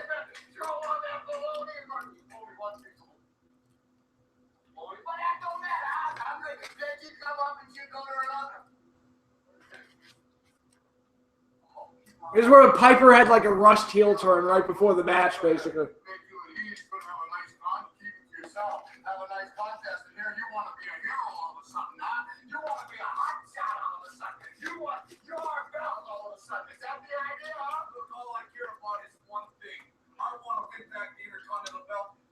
Uh-oh, guys. Piper said belt. What am I eating? Fried rice and potato wedges. Doesn't sound like much, but I've been dying to eat it all day. And the weirdest, as you know what? I want fried rice and fucking potato wedges. And that's what I got.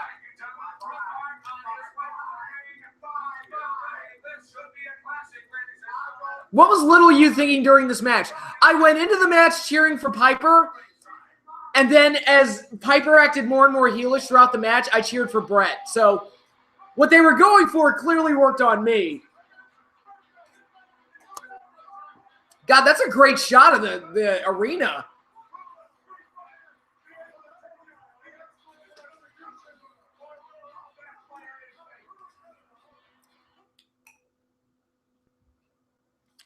What is going on with the internet connection?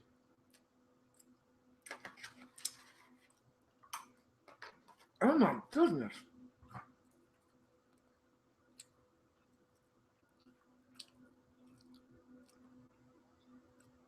All right, let's try this again. If this keeps happening, I'm going to try something else.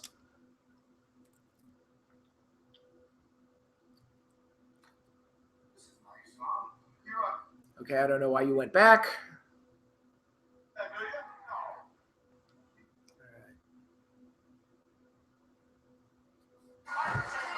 There we go.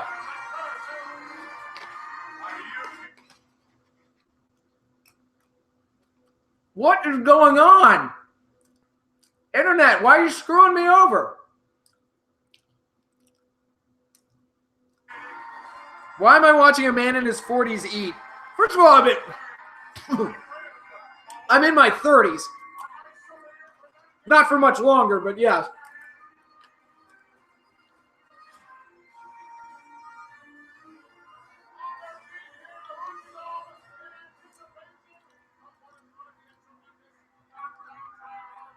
Brett's old theme sounds like it's from Mortal Kombat. Yeah, this show does. Like, WrestleMania 8 gives me a lot of, like, nostalgia feels.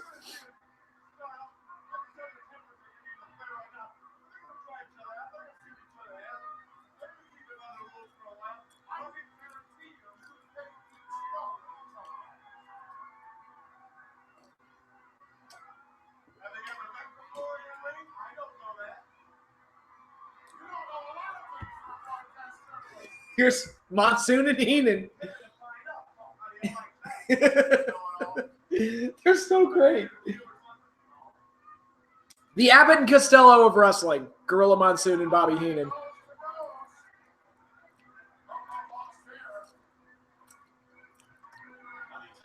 Who's that referee? Who's like Tony Schiavone's fat cousin? Two ugly people looking at each other. Bobby, you're great.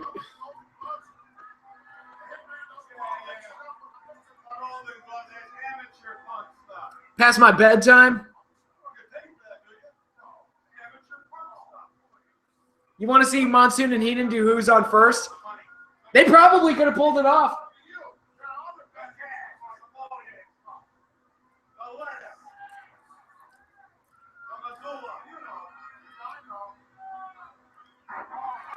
Arm drag by Piper. First time he's ever done that.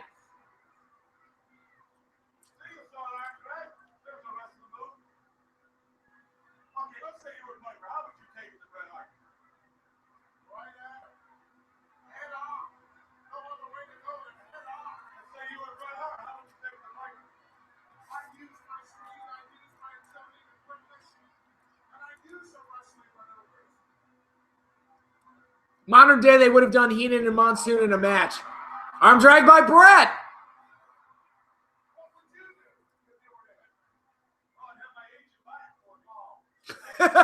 Great answer, Bobby.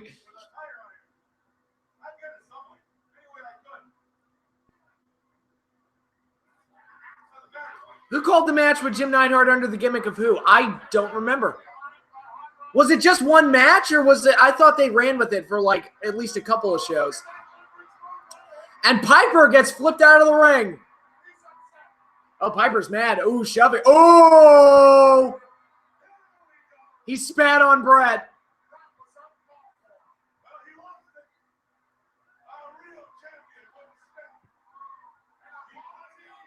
That is true. Monsoon and Heenan actually were trained workers.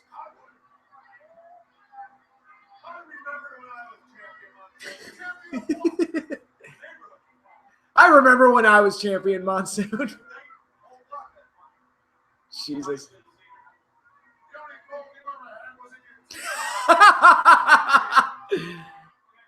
All right, Greco-Roman knuckle lock.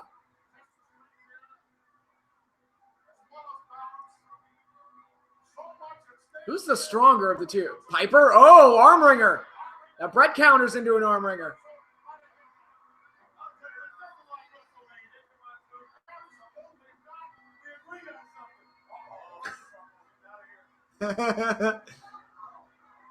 Shot by Piper. Trying to get out of the arm wringer, but Brett's holding on. Slapping and chopping, but Brett won't let go. Another arm wringer by Brett. Piper's got the hair into the corner, but Brett still holds on.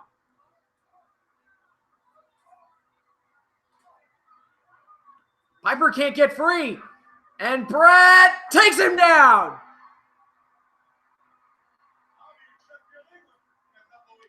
The band on stage. Who? The band that's playing. Who? The band on stage.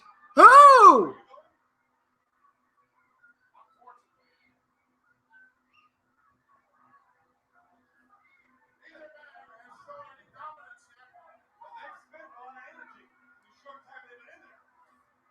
Duck the clothesline. Brett. Drop kick! And, oh my goodness. Why is the internet connection? This is putrid. I don't know why this is happening.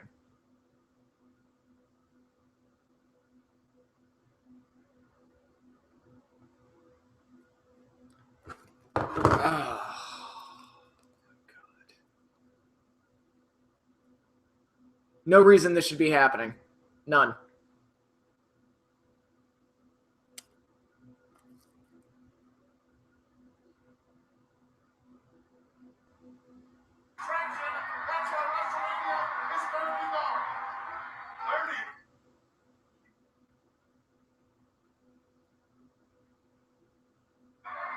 There we go. All right.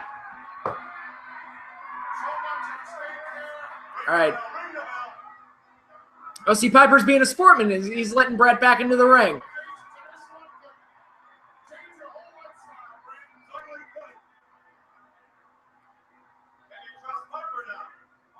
Worst exit from WWE, Bret Hart in Montreal or CM Punk? I'd say Bret, just because of the whole situation surrounding it. Punk was basically just a guy just getting fed up. Oh, cheap shot by Piper.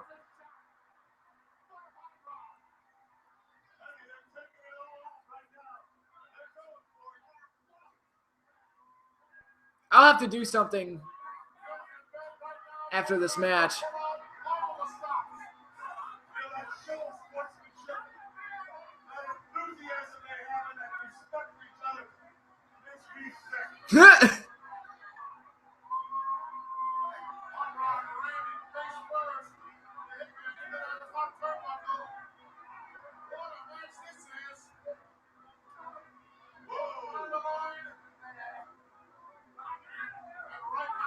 Bulldog by Piper with a bulldog, and Brett is bleeding.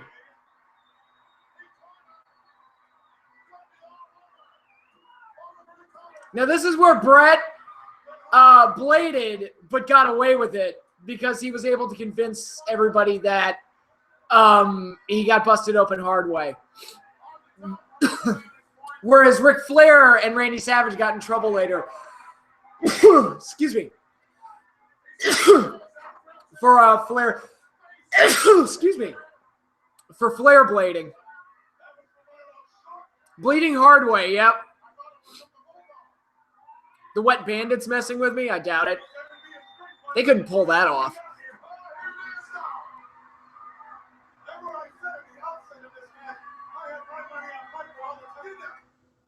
Okay, we're done here.